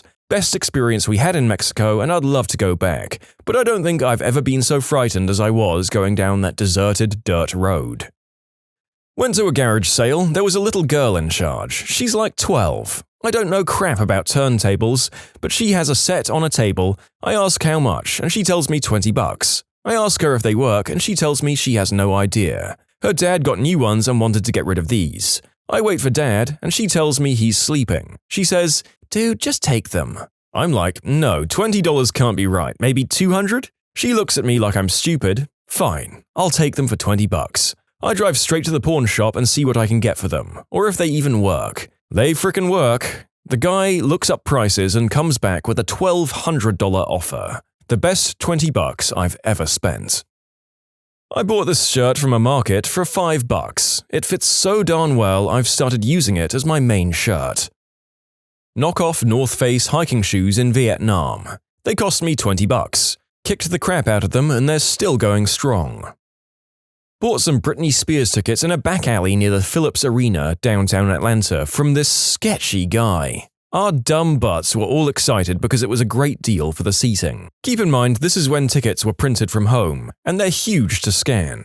The pair that we brought were the OG Ticketmaster tickets, you know, the tiny pair that you had to wait at FYE in the mall for. I got in line and go through the main door and they don't scan. Frick. We knew we were scammed immediately. Then they physically examine our tickets and say, "I don't know why these aren't scanning, but your seats are that way." Walk all the way down to our numbered section and there's one guy sitting in a chair by this massive wall with a single door to walk through. Homeboy physically examined our ghetto tickets. He's like, never seen these before. But he said, "This way, please," and I'll be damned. We're seated in the section where the local businesses buy the sweets and crap for their employees. Food and alcohol was free. We had phenomenal seats and got a free shirt and program. I still can't believe it happened. Not my purchase, but still one of the best. My brother gifted me a Snuggie one year for Christmas. I had painstakingly tracked down a bootleg album he wanted, and he got me a buy one, get one free Snuggie. I didn't speak to him for weeks. I've routinely used that damn Snuggie for every camping trip I've been on for the last 7 years, and I'll tell you it's become the most useful gift I've ever gotten. I bought official PlayStation wireless headphones for €20 a few years ago. They usually cost about €70 brand new. I thought it was a sketchy sale, but nope, they're fine and I still use them to this day. I got an adjustable phone mount at the dollar store when I had an iPhone 4. Still use the same one with my iPhone X. Well, that has to be the only case in recorded history of an iPhone accessory not being made redundant after 1 or 2 generations. $17 Target brand boat shoes. I bought them about 6 years ago and I just wore them randomly for things like going to the grocery store or running down to my car. Then I found they were great practice shoes for disc golf. They lasted 1.5 years of planting and twisting on concrete before they finally folded. Went back and they've been discontinued for years. Rest in peace. Target continually changes their clothing section, so if you like something, buy multiples of it, because it'll be gone or rebranded in like 6 months. Costco Fluffy Flannels. It feels like a chinchilla is hugging you, and I've had mine for 3 years with no signs of wearing down, despite almost daily use in the northeast winters. My wife got this fluffy fleece blanket from Costco, short on one side, long on the other, and oh my fricking god, I let nobody touch it but me. Flight cargo escort for discounted tickets. I flew to Shanghai from New York for about $200 total, on JAL business class. In return, I had to sign to take responsibility for cargo on the flight. I saw the cargo on the loading dock. It was a pallet covered in camouflage tarp. I received my tickets in person upon arrival at JFK. I'm pretty sure I helped traffic substances or weapons across borders. I can't remember the name of the company. Also, I don't think it exists anymore because it was sketchy as F. So, how much did you pay the smuggler? Nothing. He actually paid me $200. This bamboo back scratcher my wife got me for $3 like 15 years ago. It's right here next to me. I use it to scratch my back, gesticulate when I pontificate, fend off my cats, annoy my cats, and use as a tuning fork to make strange noises to annoy my wife. I joke that in the event of a house fire, this back scratcher is the only thing besides my wife and cats that I'd take with me. That's not a joke though, I really would go for it first. One of those square, window-sized box fans. Technically wasn't a purchase. I found it outside the dumpster of my junior year college apartment back in 2008. I'm a fan of airflow and white noise, so that fan ran 24 hours a day for nearly 11 years, outside of when I was away on vacations and for brief periods in winter. Most of that on the lowest setting, but I mean there were long stretches of literally months where it wasn't turned off. It died in 2019 when I can only assume some critical component just burnt out. I'll miss you, completely free thing that provided me a decade of light breeze and air circulation. Life skills teachers. What's the craziest misconception that you've had to clear up? I remember being in grade 5 or 6, having the first life skills class of our young and budding 10-year-old lives, having the wonders of life explained to us. We got to the point of explaining how babies were made, and one of my classmates got hung up on a point. He raised his hand and asked the teacher, "Is splooge hot?" We all blankly stared at the teacher, waiting for an answer. She replied with an awkward, broken answer, "Well, it's not boiling or anything like that," but before she could continue, the classmate restated the question. "But is it like hot, like temperature hot?" The teacher, still confused, tried her best. "Well, no, it's not like tea or coffee. Haven't you felt it before?" Now, with us being 10, I don't know what she was thinking, but some of us laughed, some were grossed out, but that classmate was almost angry. "No, I haven't. But is it hot?" She ended up explaining to us that it would only be as hot as your body is. It turns out the kid was just worried about hurting future partners with his boiling hot splooge. Boiling hot splooge, dibs on the band name. Taught human growth and development, aka life skills, to 5th and 6th grade boys. In our schools, you had to have a co-teacher with you, which happened to be my best friend as well. Mistake. The boys are encouraged to write out questions on note cards and turn them in, which makes them try to prank us and see if we'll read them out loud. Best one ever was, "What would happen if a man did the deed with a sheep?" To which my buddy replied, "Well, that would be bad." You always keep the good note cards. When I was little, the teacher passed out those note cards in life skills class so that we could anonymously ask questions and get the answers. I asked what a BJ was because I legitimately wanted to know. The teacher, I guess he was too embarrassed to answer, thought someone was trying to prank him and just laughed it off. I, to this day, still wonder what it is. But seriously, sometimes they sound like joke questions, but they aren't. Make a joke, sure, break the tension, but answer the question. I remember feeling so silly, like crap, everyone's laughing. I guess I'm really dumb for not knowing this already.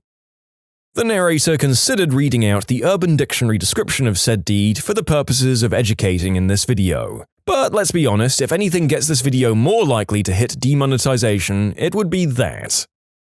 I'm gonna throw this one out there. They need to teach girls that urine doesn't come from the same hole that they do the deed in. I've dated 3 girls who were 20 plus at the time who never knew this. They actually went into the bathroom to see if I was lying to them. I'm curious how they thought the whole tampon thing worked.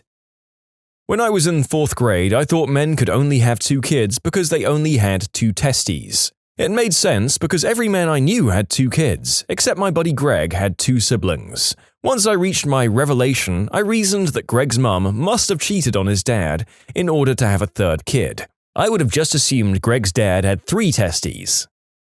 Taught in an inner-city classroom in Boston, these kids asked the best questions. Doesn't doing it in the butt cause cancer? I'd ask what HIV can lead to. Does it lead to blue waffle? I don't want to get that. Will Plan B work faster if you snort it? Good times.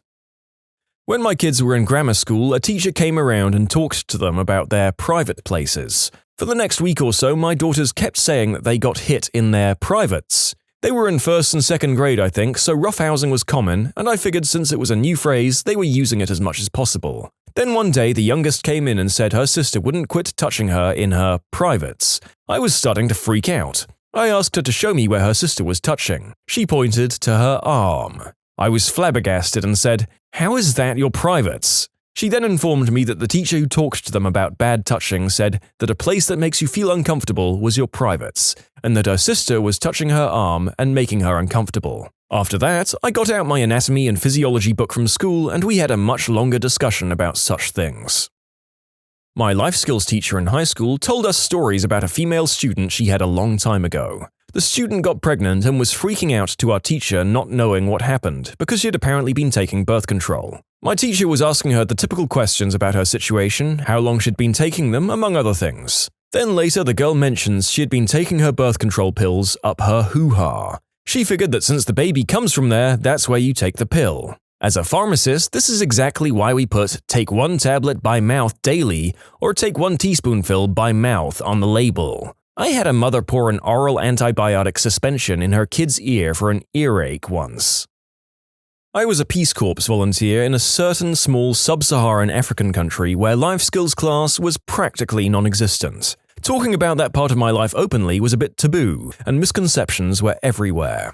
As the sole outsider in my village, I was assumed to be the local expert on everything, from computers to physics to world politics to calculus to, yes, doing the deed. There were so many myths, but one sticks in my mind because it was so bizarre, so prevalent, and I've never heard it anywhere else. Splooge is the only source of vitamin K, so girls must begin doing the deed at an early age to get proper nutrition. This was startling for a whole tangled mess of reasons. The cultural initiation rites that perpetuated the myth and coerced younger people to do the deed with men twice their age. The inverse relationship between prevalence of transmitted diseases and the degree of knowledge about preventing it, the enormous cultural pressure to marry young and have lots of babies, and the lack of knowledge about nutrition in general. Parents commonly ate balanced meals while their kids were only given a type of corn mash, believing that this was the only thing necessary to help them go strong. Basically, my students were already stunted from malnutrition, facing a lot of pressure to have to do the deed, and laboring under mountains of misinformation about the deed.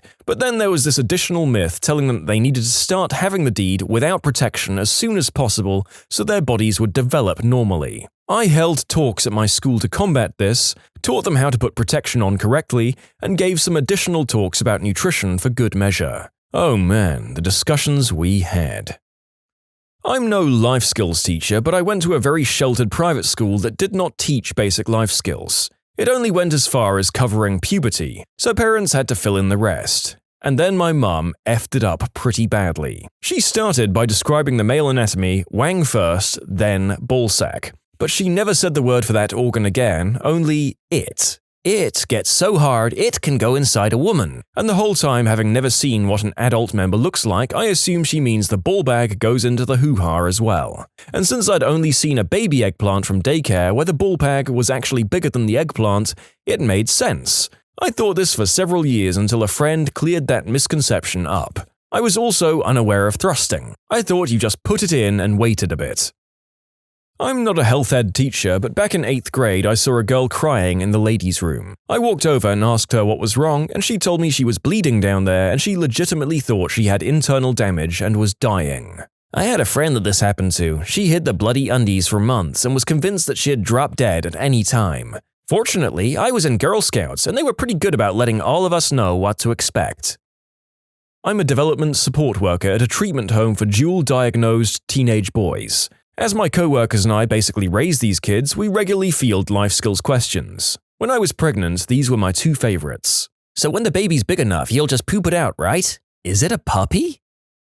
English teacher here. Okay, not life skills, but you'd be surprised about the blurted statements during the Romeo and Juliet unit. So I had one girl who honestly believed she couldn't get pregnant if she didn't climax. Had one boy who thought that humans basically stopped growing hair down there in the 1980s. The poor guy actually thought he was going to be ridiculed in gym class. Freshmen are sometimes horrifyingly underinformed. Believed that you could get acquired immunodeficiency syndrome by being gay, not having unprotected intercourse, but just by being homosexual.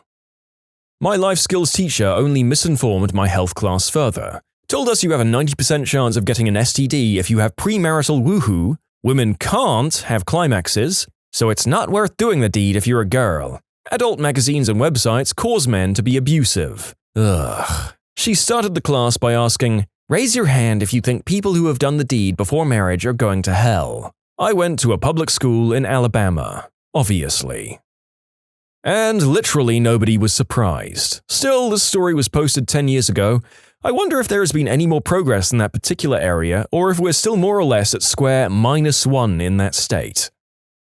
The misconceptions that I, as a 25-year-old female life skills teacher, would not A. consider going to prom with you, or B. share my personal bedroom history with you. I've also had to disprove the following notions. that men can't get transmissible diseases, that blue waffle is a real common transmissible disease, that you can't get pregnant if you wash yourself down there after doing the deed, that you can't get pregnant if you drink a lot of Mountain Dew, that if you take all of the birth controls, pills, Depot, Implanon, etc., at once, not that any doctor would give them all to you, you're uber protected from pregnancy. Oh, and a really common one, that 2 rubbers are better than 1. And on and on and on. Mostly I spend a lot of time answering really basic but highly personal and potentially embarrassing questions from my anonymous question box.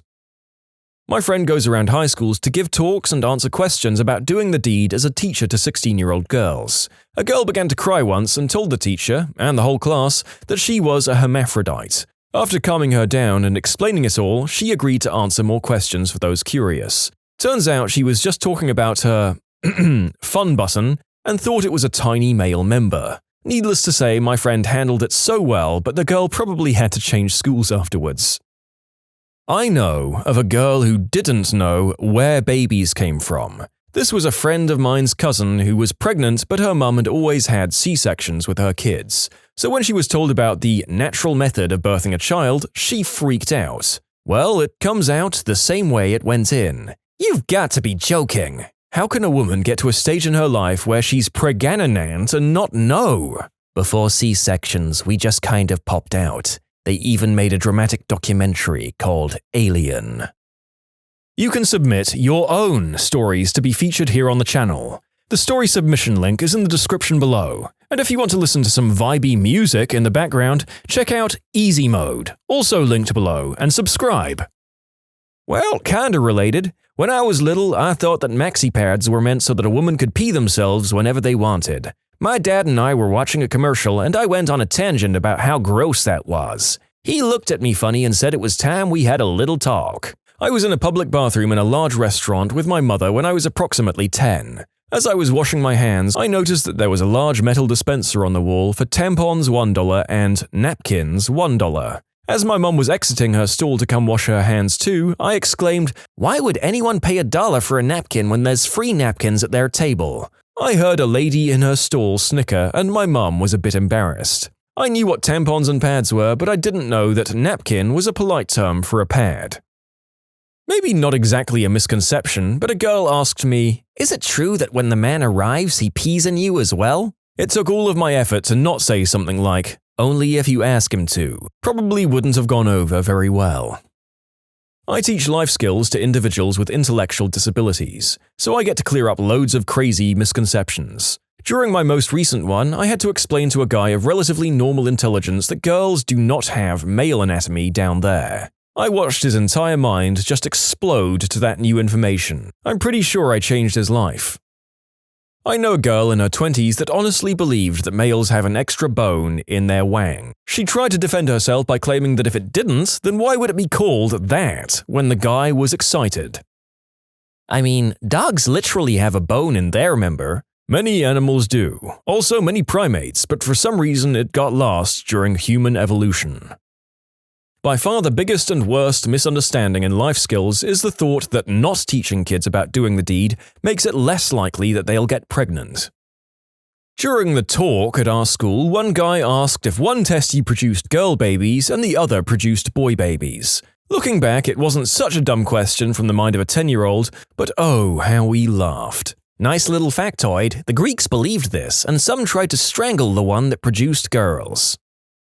I'm a registered nurse. I was conducting a pre-op interview on a teenager who was going to have surgery. She was there with her mother, probably in her late 30s or early 40s, and I was asking basic health-related questions. Past medical history, surgical history, allergies, etc. At the end of the interview, the teen, looking kind of embarrassed, asked me, "How many holes do we have down there?" I answered, "Women have 3. Just then, the teen looks at her mum and explains, "See, Mum, I told you." And the mum looks confused and asks, "Are you sure it's 3? I tell her, yes, women have 3, vajayjay, urethra, butthole, and men have 2. The mother goes, "Men have 2? I was shocked. Long story short, I had to draw them a picture of female and male anatomy to drive the point home. They thought that women urinate from their hoo-has. I can see how the teen could be confused, but the mum was too. In college, I dated a 21-year-old Muslim girl who believed that sperm could rapidly swim up off the bedsheets, over her leg and down her hoo-ha, and through her cervix on their own like hungry, sentient parasites. Can you imagine if that crap was real and you had to swat and slap the splooge monsters to death off their faces and chests before the little B-words reached their targets? Also, you would be guaranteed to get pregnant from every hotel bed you ever laid in. And that statement is just making me think about that gross element of hotels, and no thank you. One of the standards that we have to teach in our state, Kentucky, is that men produce sperm for the entirety of their lives, whereas women have a finite number of eggs. Generally, this gets into PMS, menopause, and a few similar subjects. For contextual purposes, I'll try to outline the classroom. This is a 7th grade classroom, 13-year-olds.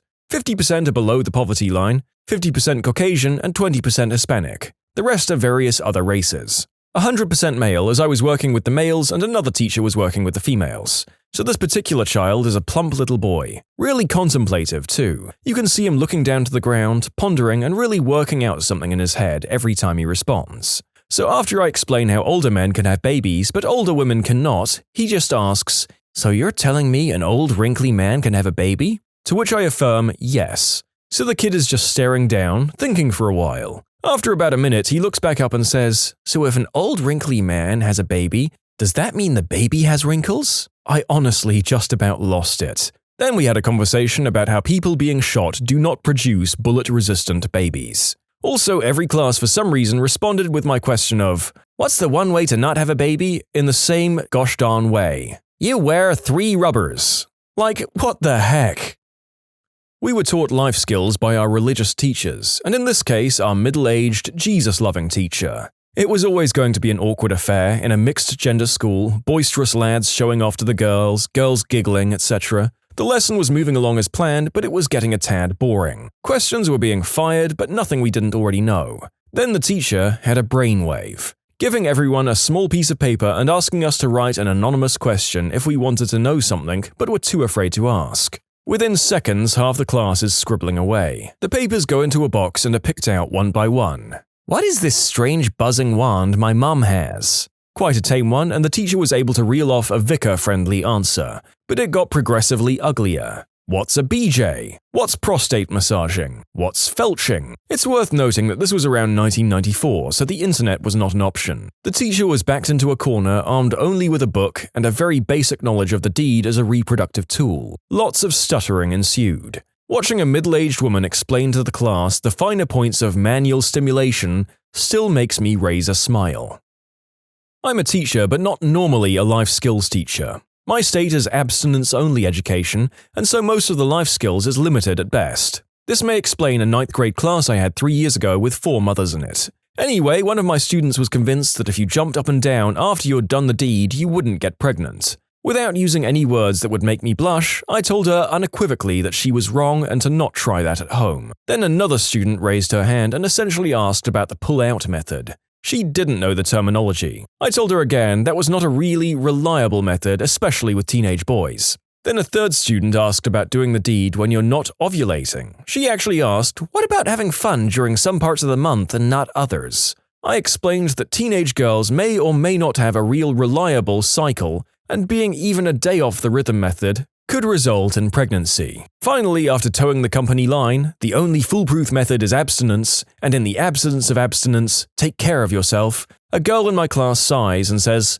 "Well, I will just keep doing sit-ups after doing the deed." I kid you not. And some of these girls were AP college preparatory students. The best one I heard was from the nurse at our school who was explaining all of the diseases you can get from the hoo-ha, BJs, and doing it in the butt. A girl in the class raised her hand and said, "So that's where crack babies come from, right?" And the nurse asked her, "What?" And the girl said, "Crack babies, you know, from doing it in the butt." You've got to love abstinence-only education in an overly religious state, teaching girls to hate their bodies and be ignorant at the same time. The most disconcerting thing I'd heard while teaching life skills was the notion that transmissible diseases are like a game of tag. I was asked numerous times that if one had acquired immunodeficiency syndrome and gave it to another person, does that mean they're cured? "Tag, you got herpes. Anyone care to take this HIV off me?"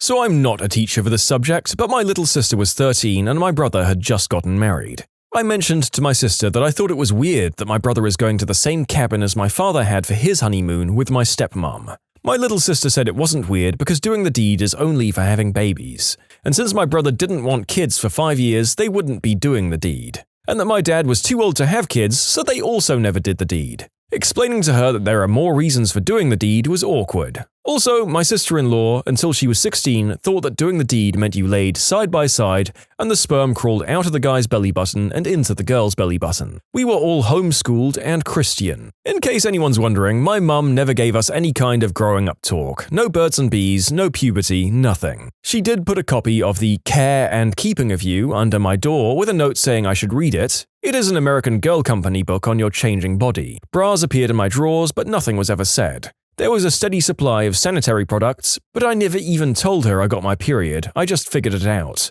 So yeah, unless you looked it up yourself, you knew nothing. I used to go to a really religious school. The girls there believed that no one actually enjoys doing the deed, it's just the media telling you you do. My friend once had a Chinese exchange for uni, and she had to look after him. In the first month, it was discovered that he knew nothing about doing the deed or how babies were made. 19 years old, by the way. My friend taught him all of this during his exchange. Anyone who doesn't know, China's culture is that adult fun and relationships come after education and the establishment of your career. The schools don't teach it, and there are stories of kids going out and parents moving them over provinces to stop them dating so they can focus on schoolwork. Don't any of these hyper-religious folks grow up on farms? I ask because, it's hard to be so misinformed about doing the deed when you're breeding animals. My girlfriend is a pharmacist and has told me some good ones. She had a girl complain about her birth control falling out, and found out that she had been sticking the pills up her hoo-ha. Also, she had several that ran out of pills early and needed to be told that only she takes them, not her and her boyfriend. And of course, she's had a few girls get pregnant and find out that you're supposed to take the pills every day, not just when you do the deed. Medical professionals. What's the craziest DIY treatment you've seen a patient attempt? I had a guy come in for coughing and shortness of breath for the past few months. His lungs sounded like absolute crap. Got a chest x-ray that looked horrible, so I did a CT scan. Radiologist called it the worst case of necrotizing pneumonia he'd ever seen. The guy had like a 15% functional lung tissue left. The patient then mentioned things had been worse after he started using a new breath freshener spray. He whipped out one of those blunt effects concentrated air freshener bottles supposed to cover up green herb smell. Labeled not for internal use. Apparently he'd been using it like Banaka spray and had already gone through 3 bottles. Paramedic here once had to explain to a family that putting lemon juice in the eyes of an unconscious patient isn't an approved treatment method. And no, it didn't work. It was an interesting moment when I had to explain why his eyes hurt, though. Smelling salts, same logic applied for seeing acids. Anesthesiologist here, we had a patient come in for I&D of bilateral deltoid abscesses. He apparently had thoughts of being a bodybuilder, but instead of lifting weights or knowing someone who could hook him up with some quality roids, he decided to bulk up using some protein powder at GNC, and mixing it with water, drawing it into a syringe, and injecting the 20 to 40 cc's directly into the muscle. If bulk was what he was going for, it definitely worked, temporarily. A rip-roaring localized infection makes you look pretty swole. They also got almost a liter of pus mixed with liquefied protein powder out of each deltoid. This also wasn't the first time he had been in for this problem. That last line kills me. Try it once, shame on you. Try it more than once, what the frick are you doing with your life? My dad had an abscess on his face. It was huge, about the size of a golf ball and horribly red. It kept getting bigger. My mum, a nurse, kept telling him to go to the doctor, but my dad was a ridiculous cheapskate. One day when she was gone, we noticed a big whitehead had formed on the abscess, and it was apparently ready to pop. My dad went out to the garage, got his shop vac, placed it over the whitehead, and proceeded to suck out the abscess. It worked surprisingly well and healed up after that nicely. Mum was still furious, though. It's a pity these medical stories tend to do quite well on the channel, because these are also the ones that leave the narrator dry heaving over the side of his recording setup. This was the first one of the day to do so, although the next one admittedly took me even further.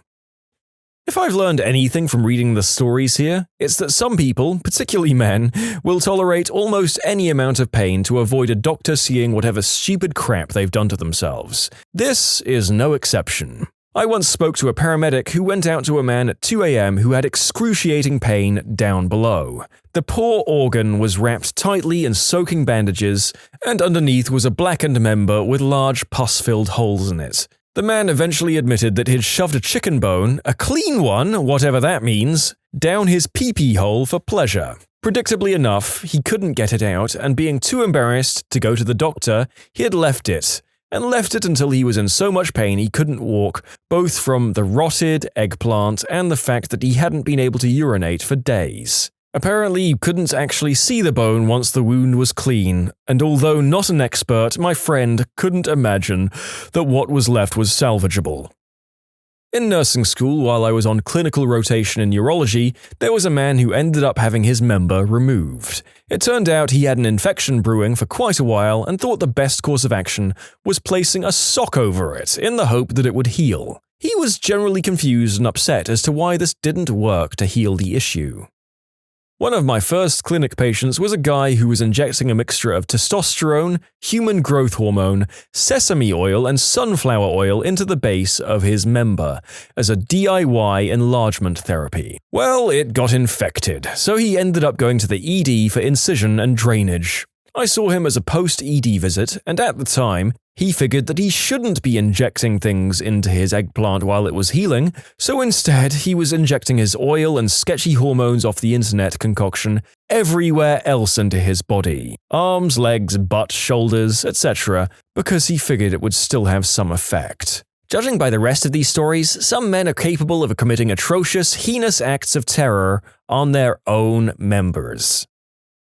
There's a myth that lowering someone's core temperature will save them from an opiate overdose. As a result, many first responders have arrived on scenes to find friends or fellow users inserting ice into someone's butt. Sometimes they don't have ice though, which leads to people getting pretty inventive. Popsicles, frozen hot dogs, my personal favorite, which regrettably I didn't witness myself, it was told to me by another medic, was a bag of frozen French fries. Cold will do nothing to help someone who is overdosing on smack or other opiates. What they need is respiratory support, oxygen or artificial ventilation, and naloxone, Narcan. If you're a user or know one and somebody ODs, call 911, perform mouth-to-mouth and give Narcan if you have it, but leave the popsicles in the freezer. I work in dental and years ago had a patient attempt to superglue her front teeth back on after they broke in half. She screwed up and ended up gluing the chunk to her upper lip. I had a dental patient with a dead front tooth that had turned black, so she painted it with white nail polish daily. This happened when I was still a med student doing a rotation in the ED. The patient comes in and is pretty vague about his actual complaint, something about head pain, but he looks just fine sitting, waiting to be seen. When I finally get to see him and ask what actually happened, he removes the hat he was wearing and a chunk of skin about the size of my hand literally flaps off his skull. This man managed to basically scalp himself, and apparently it had been like that for 3 days. According to him, it was caused by falling in his bathroom and hitting his head on the toilet. He had been previously duct taping it down or using the hat to hold the skin on, but it wasn't sticking well, and that's when his wife convinced him to come to the hospital. Pharmacist here, worked in a shop where a woman asked for some advice about a potential UTI or STI. Told me she had bathed her hoo-ha in bleach for 5 minutes to try and kill any bacteria. Miraculously, she hadn't done any lasting damage. An old lady told me the rain hurt her arthritis. That's reasonable. She also swore that dog spit had healing properties, so she let her dogs lick her feet when she felt it coming on. She then wanted to show me a video of said dogs licking said feet. I swiftly and politely declined. Adult patient had gas and poked a hole in his belly button with basically a knitting needle to release it. It didn't work. He actually came in for the ensuing infection in his belly button. Oh God. I don't know what age I was before I came to the conclusion that poking holes in my body's organs was a bad idea, but it was at least a decade earlier in my life than this gentleman. The young narrator was a moron, so what does it make this man? I work in oncology pharmacy. I had a patient die of totally treatable chest cancer because they decided to treat it with mistletoe instead of chemo, all because Suzanne Summers did. Yeah, the Thighmaster Lady. Don't take medical advice from the Thighmaster Lady. The most heartbreaking thing I've seen is a desperate husband bring his wife in at death's door. They were young with 2 kids under 10. She had been diagnosed with breast cancer and didn't like what her oncologist was telling her. To be fair, that crap is terrifying. She then left the UK, so all of the chemo and surgery that was free at the point of access, and followed the alternative practices recommended by some witch doctor in her own country. By the time her husband dragged her back, she was too far gone. Had spread to too many organs, trouble with breathing, groggy, seizures from brain mets. I work in ED. I don't know how oncologists and palliative care teams do what they do. Of all the horrible traumas I've dealt with, this is one of the most upsetting cases I've ever picked up. A little late to this thread, but I have a weird one. A patient was told by her doc that she had low magnesium and should consider supplements. Not uncommon. Instead of getting MG supplements, she ate an entire tub of homeopathic volcanic ash and completely destroyed her electrolyte imbalance and ended up in ICU. We admitted her as a pharmaceutical overdose, so poison control automatically follows up with you. It was hard to explain to them. It was probably naturopathic, not homeopathic. I don't know enough about specific differences. Think of a tub of protein powder, but volcanic ash. Her husband brought it in for the poison control report. You were supposed to mix in a scoop with water for the health benefits. She ate the whole tub and had a seizure and wrecked her kidneys. The activated charcoal and volcanic ash vomit that was all over her when she came from emergency was a B word to clean up. A mentally delayed woman came in septic to the ED. We did x-rays, blood cultures, urine cultures, the works. Finally found this weird image on her pelvis film, and we had the gyn come in to do a pelvic exam. They pulled out this blob with bones in it. Y'all, I swear to God, it was a decomposing frog. She put it in her hoo-ha for safekeeping. She got toxic shock syndrome from a frog. Ribbited for her pleasure. My boss is a nurse practitioner. I asked her what the worst thing she had witnessed was. She continued on to tell the story of a man who had stapled his ball bag together onto his body after slipping with the razor. He had had it that way for days, metal holding his poor testes in place, infected and gross as you'd expect, before he came in to a professional. Later admitted his ex had attempted to castrate him. The organs lived, never fear. You can submit your own stories to be featured here on the channel. The story submission link is in the description below. And if you want to listen to some vibey music in the background, check out easymode, also linked below, and subscribe. A guy came into the ED because his leg was swollen. I'm talking like twice the size of his other leg. It turned out that his 4th and 5th toes were getting caught on his sock, which to be fair sounds kind of annoying. So he cut them the frick off with scissors. And then, surprise, it got infected. And he waited, and that's how he lost his entire fricking leg.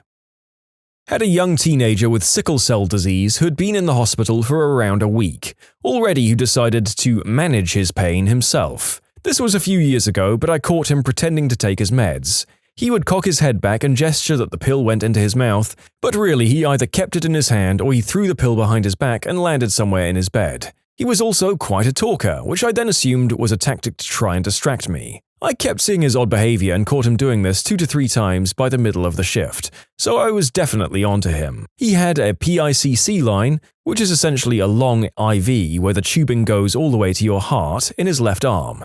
And I noticed it was quite a bit more swollen compared to his other arm. Sometimes clots can happen in PICC lines, so that was my biggest concern at first. But the line was drawing blood fine, so I knew it wasn't clotted off. I told the doc, then I drew blood from his PICC line and sent it down to the lab to be cultured to see if there was any bacteria. Lo and behold, it came back positive for bacteria that's commonly found in tap water, and usually not a source of infection in the infected PICC lines. Fast forward a few hours later, he confessed that with any oral medication, pill form, he can slip by the nurses, he saved for later in order to crush it up himself to try to dissolve it with sink water in the bathroom. Every room had a private bathroom, so he could inject it in himself via his PICC line. Having once seen a commercial that oatmeal can lower cholesterol, a patient started having chest pains and tried to resolve it with a bowl of oatmeal. We had a guy come in with an abscess on his right thumb. When I asked him what happened to his hand, he told me about his recent deep-sea fishing trip and was given the responsibility of cutting the fish with an open wound in his hand. A sliver of fish got in there and became infected as it healed, so this guy gets the bright idea of doing a little DIY wound drainage by grabbing his pocket knife and cutting it open again, leading to greater infection. Yep, I also had a smack addict cut her thumb on her broken smack pipe. The thumb was incredibly infected. She grew tired of waiting for the hand surgeon to arrive. She was in the operating room with another patient, so she bit her finger to release the pus. Then she left the hospital, cursing the staff the whole time because we're useless, etc. As a child, I got really bad sunburn. The person looking after me coated my sunburn in baby oil to help it heal and sent me back out into the sun. I realized when I was older why my mum went nuts. I have a Jamie Oliver recipe that directs me to do the same thing midway through roasting a chicken. My mater would have literally murdered if someone did that to one of her kids. Crackling, crispy skin in 30 minutes. My mom once melted Vicks Vapor Rub into my tea because she thought that would help my cold. It didn't help my cold. I know people who would do this, more than one of them. They swear by Vicks Vapor Rub and kinda treat it like a cure-all. My neighbor came over to borrow a chainsaw. I noticed he had a thick bandage around his arm and asked him what happened. He said he fell out of a tree last week and cut his arm. I asked if he got stitches and he said he just wrapped it up and his family was praying over it. About 4 days later, I saw his wife, and she said he was really sick and may have the flu. Came to find out he had septicemia and was dying. He died a week later of kidney failure and sepsis. Putting an adult fun toy up the butt to better reach another, larger toy. Patient used to get hard-ons in class and it embarrassed him so much that he used rubber bands to prevent it. Ended up killing the tissue in his eggplant and now he needs a catheter for life. A man who'd accidentally sliced his leg open at his workplace. He obviously figured that as surgeons use staples to close wounds, he'd cut out the trip to the hospital and DIY it, with an ordinary desk stapler. Arrived in ED with a pus-filled wound with the odd discolored staple hanging off it some days later. I am not a medical professional, but my father-in-law had severe skin cancer. He basically had an open sore on his back for several years that bled and bled. We never knew about it until one day we saw a pancake-sized crater through his shirt. Went to the hospital finally, and they basically said he had cancer through his entire body at this point. His response was that he thought it was a cut that wouldn't heal and put gauze and neosporin on it. Since folks are curious, yes, he is still alive, but they didn't give him much time left. They managed to treat the wound, but the cancer spread into his organs and bones. The sad part is it could have been avoided if he just went to a doctor years prior, but that is unfortunately the common mindset in a lot of older folks. White bread soaked in milk placed on an armpit abscess to draw out the infection. They needed an IND and a couple of weeks of IV antibiotics by the time they got to us. Either that or the guy who crashed his motorbike, scraped his leg all to heck, and then decided the best course of action was to self-cauterize it on the tailpipe. Wow, stupid or not, the tailpipe guy had a set of brass ones on him. When I worked in the ER, my colleague had to see a guy with an ear problem. He had something stuck in his ear and had been trying to get it out. This wasn't a new thing, he had been trying for some time. Turns out he'd completely removed his tympanic membrane, and the bits that were stuck in his ear and that he was trying to pick out with cotton buds and hair clips were his ossicles. Enjoy! Had a patient come into the ER with a makeshift bandage on his shin. He'd fallen on rocks while hiking and had left a 3-inch long, half-inch deep gash in his leg. I go to pull the bandage off, and as I'm peeling it away, I notice the skin is completely black, and there's dark chunks of fungus falling out of the wound. It looked necrotic, like it had been left alone for a week. I look at this guy like he's crazy as he tells me the wound is only a few hours old. He's pretty proud as he explains that he created a makeshift poultice by chewing up leaves and moss, mixing it with river mud, and stuffing it into his leg. That's what all the black mossy stuff was. Hint: don't do this.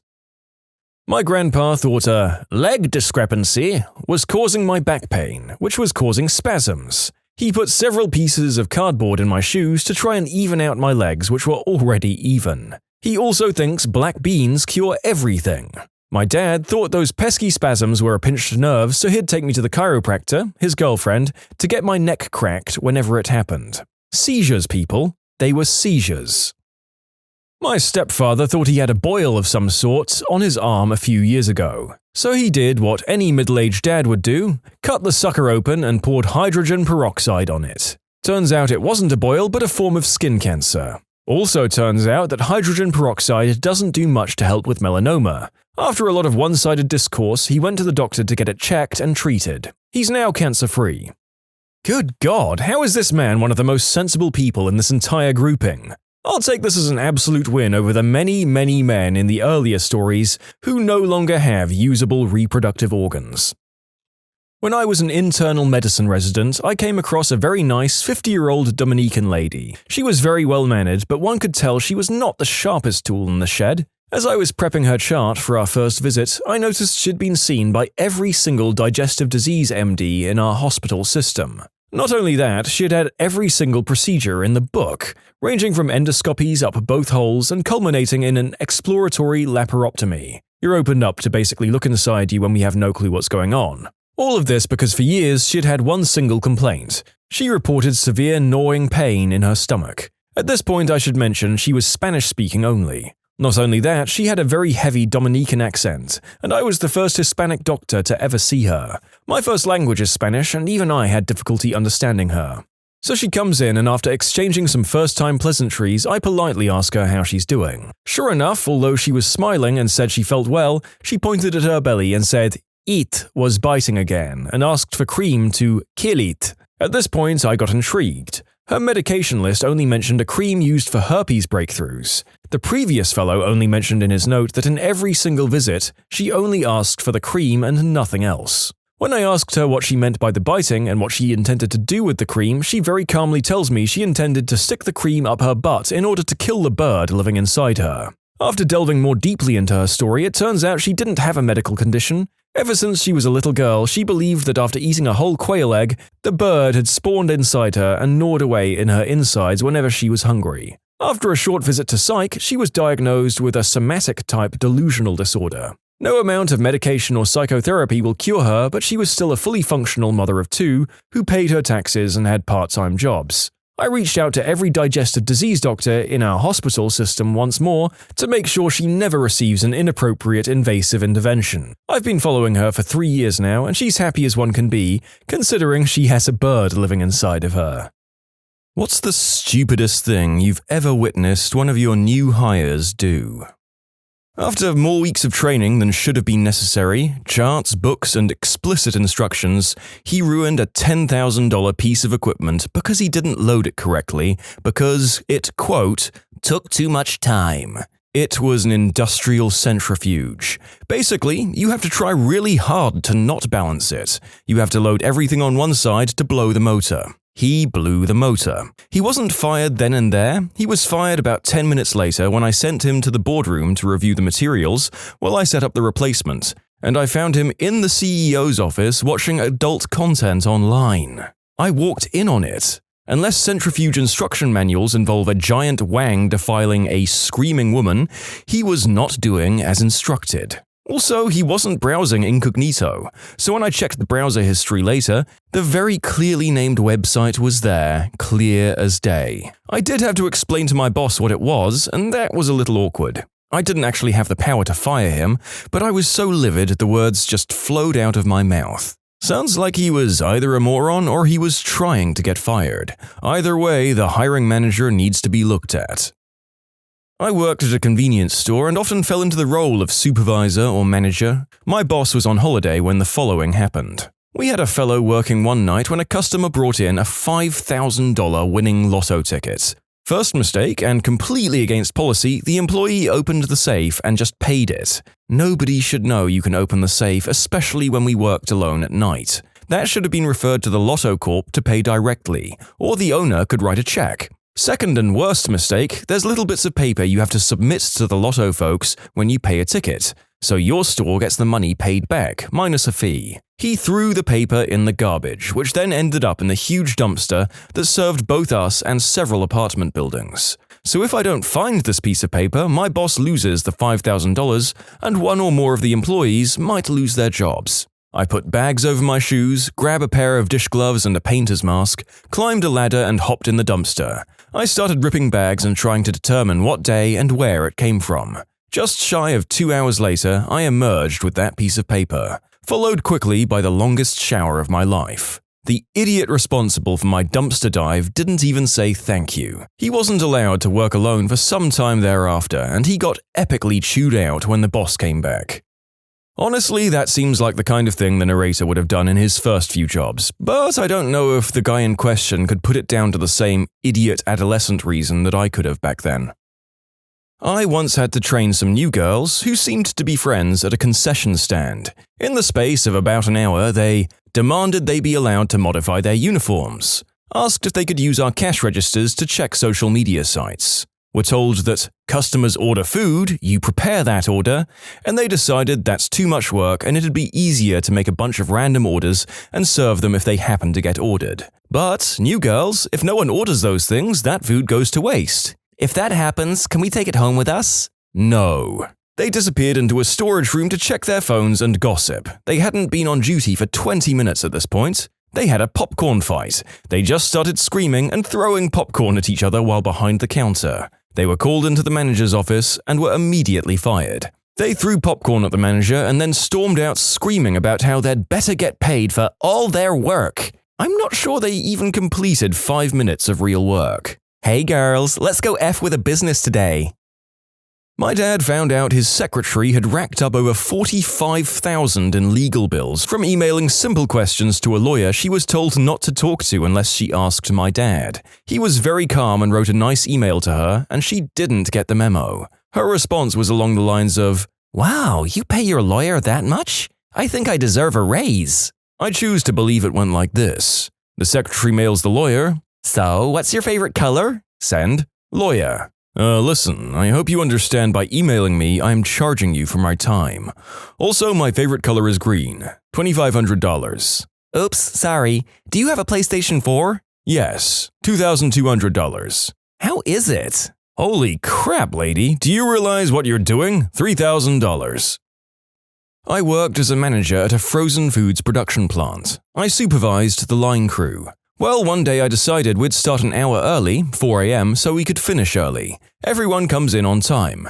Then I noticed one of the ladies laughing and drooling all over the pizza crusts. I just kind of ignore her at first, and then she started stumbling around. I began paying more attention to her and noticed that her eyes were completely bloodshot and her face was bright red. When I had seen her at first, I thought it was just the early hours. So I pulled her aside and talked to her, and I can taste the alcohol running off her. I send her to the break room where I can follow company policy and take her to a hospital for a blood test. I finish the things I need to do and head in there to find her. She's gone. 30 minutes later, 2 cops are at the front door. She took off, got in her car, and hit a power line 100 feet from the plant. Needless to say, she was fired and arrested within a 3-hour span. My employee took a customer's vehicle, a built '73 Corvette, out for a test drive after fixing the water pump on it. It was his first week of working for me. That car was a good buddy of mine's. My buddy worked at a local drag strip. He was not happy when he saw his own darn car with his name signed on the roof pull up to make a pass. He told the guy in tech to not let it pass, and he called me. I showed up and watched my buddy confront him about why his car was at the strip. Then I walked out of the office and told the guy he could find his own ride back home and that he no longer had a job. Was that a rough move? Maybe. Was I proud of myself? Hell yeah. Not sure what the idiot was thinking. Taking a car with a guy's name on it and a sticker for the drag strip to that drag strip. Talking to the guy whose name is on the roof. I don't think he quite understood how guys work. Within the week, every mechanic around us had heard what had happened, and I heard the guy applied for a job at another shop like a month later. I doubt he was hired.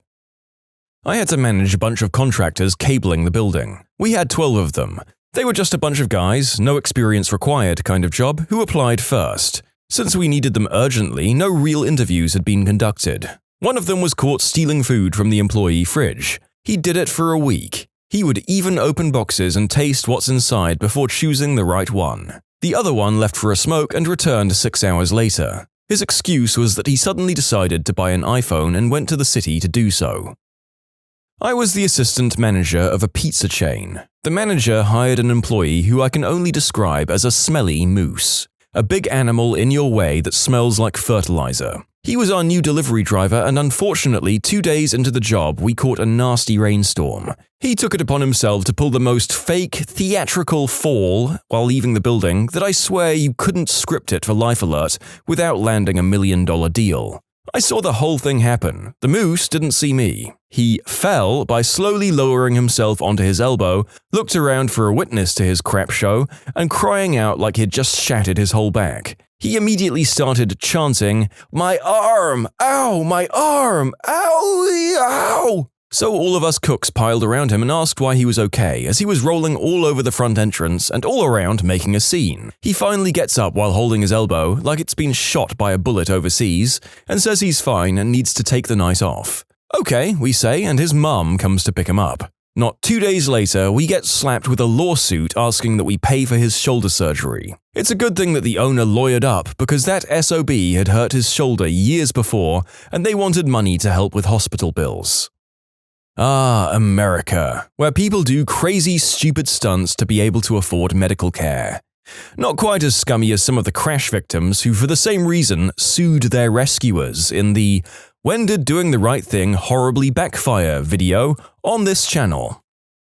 So, my mum, retired now, was a doctor who had her own private practice. At one time, she had 2 assistants who helped her with scheduling and basic things like blood tests and paperwork. This meant that these assistants can view patient files. Mind you, that my mum and both her assistants were Vietnamese. This'll be important later. One of the assistants was younger and basically had the job because her mother was a family friend. She had a habit of slacking off and going on random smoke breaks, but my mum overlooked it because she valued her friendship with the family friend. One day, a white female patient came in. On the chart or something, it stated that she was not married but had 4 kids. While the lady was standing there checking in for her appointment, the younger assistant said in Vietnamese to the other one, "What a hussy, 4 kids and she's not married. I bet we're going to be treating her for all sorts of transmissible diseases." That was when the patient responded in perfect Vietnamese, "I'm divorced. Also, my fiancé is Vietnamese, so I know your language very well. I want to talk to the doctor now." Holy crap. From what I heard, a crap storm ensued. My mum was so embarrassed, and after seeing the patient, she got into a shouting match with the assistant. The assistant was fired on the spot.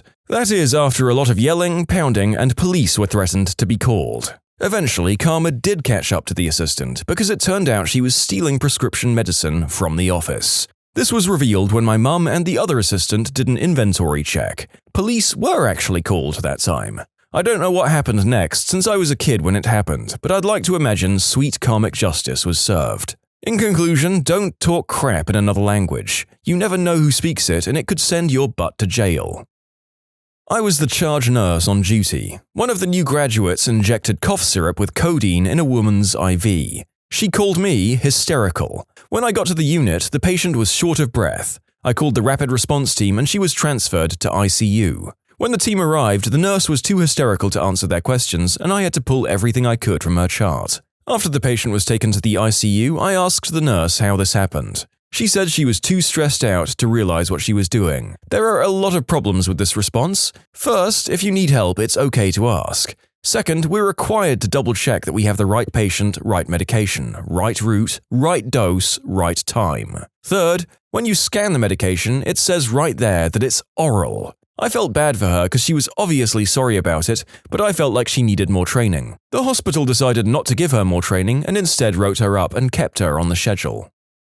You can submit your own stories to be featured here on the channel. The story submission link is in the description below. And if you want to listen to some vibey music in the background, check out easymode, also linked below, and subscribe.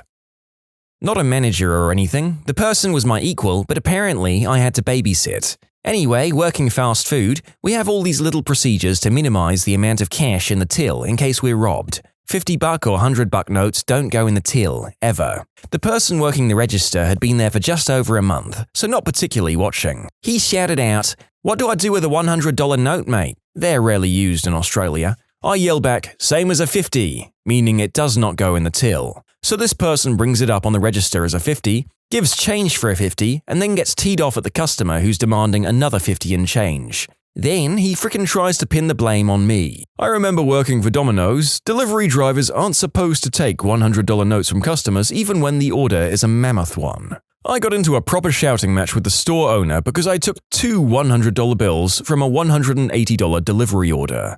I'm not going to refuse legal tender and reload a $180 order into my car. The worst part is knowing if I'd refused $100 when I got back to the store, I would have given crap for refusing them. Fortunately, I was bulletproof in that job. We delivered to a really sketchy housing apartment area, and I was the only driver with the stones to go in there after dark. I manage a restaurant, and apparently it's hard as frick to keep a dishwasher. The most memorable one stole a pig's skull. It would have normally been thrown out after the chef took his customary photo, and she could have asked for it, weird as it would have been, but she stole it and put it in her backpack, which was bulging. Employees' bags were checked by management before they left. I found the skull, and the chef was mad. First person I ever fired. For stealing a pig's skull. My dad is the manager of a car dealership. One of the finance managers effed up the paperwork and had to redo it. The customer had signed the effed up paperwork. Instead of calling the customer back to re-sign the new paperwork, he thought it was a brilliant idea to sign it himself, as the customer. The customer was a lawyer. The finance manager was obviously fired. That sounds like it had the potential to be a very expensive screw-up. I wonder if this particular lawyer was satisfied with the firing, or if he saw his opportunity to take the dealership for a monumental amount of cash and seized it with his cold, dead, lawyerly hands. If anyone reads this and worked for me at any point, they'll know exactly who I am and who this was. I used to work as an assistant manager at a small theme park over the summers during college. So I was maybe 21 or 22 and didn't give a crap about the job as a potential career. It was a tough spot to be in to manage 160 16 to 24-year-olds. This one kid was a ride attendant and a total D-bag.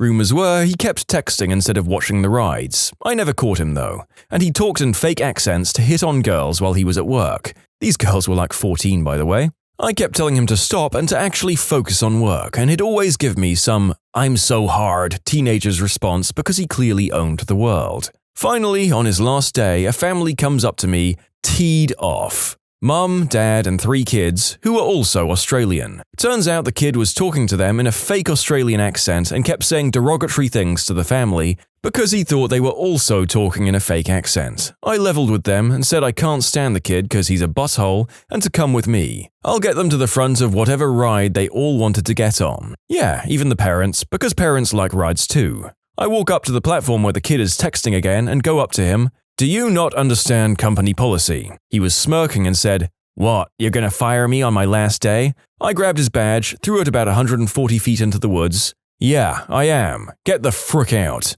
A few people waiting to get on the ride started clapping. Best day of my summer that year. I had to manage a Target cafe one year because our manager had a stroke. Anyway, one tool would not wash anything. I'd go to Pan Pizzas and find the pans on the shelf were slimy with grease, gelatinous bread and cheese mixtures, and smelled like death every time I worked with him. I'd tell him to do his crap, get upper management in, but they didn't give a crap, so he'd go back to watching his anime on his PSP instead of working. He was the laziest freaking piece of crap I've ever had the misfortune to meet, and they wouldn't fire him. Oh my god, seriously. He caused us to have bad health scores. It still makes my skin crawl. I caught him throwing pans in the trash instead of washing them before our manager finally came back. Bless that man. He barred that moron from our area and crawled up the management's pee-pee holes for not supporting me. It's been 4 years and I still hate that colossal moron with every fiber of my being. I used to manage a gas station and convenience store. I started my day at 5 a.m. and I had a second shift person call out, so I was stuck there till 10 p.m. Or so I thought. About 30 minutes before my third-party person was supposed to start, he also called out. I was stuck there for a total of 23 hours without a single break before a manager from another store came in to relieve me. Before I left, I called my regional manager and told him and his company to go and F themselves, and I quit. Okay, this is simple, but it has to be done this exact way, so here's the instruction page. Follow these 4 steps exactly. Now, let's practice a few times. Practiced a few times? Okay, great. Show me how to do it. They demonstrate the steps. Do you have any questions about how to do this? Nah, I'm good. Okay, if you get lost, just grab this page and follow these steps. Yeah, no problem. 2 weeks later, discover a huge problem. Why was it done this way? Well, I didn't really know how to do it. Grabs page. You follow these steps. And anyways, you demonstrated it and told me you were good to do it. Why didn't you bother to pull out this page or ask for more help? Well, I didn't want to look like I didn't know what I was doing. But you clearly didn't know. I swear to God, I almost slapped her. Follow the 4 fricking steps in front of you.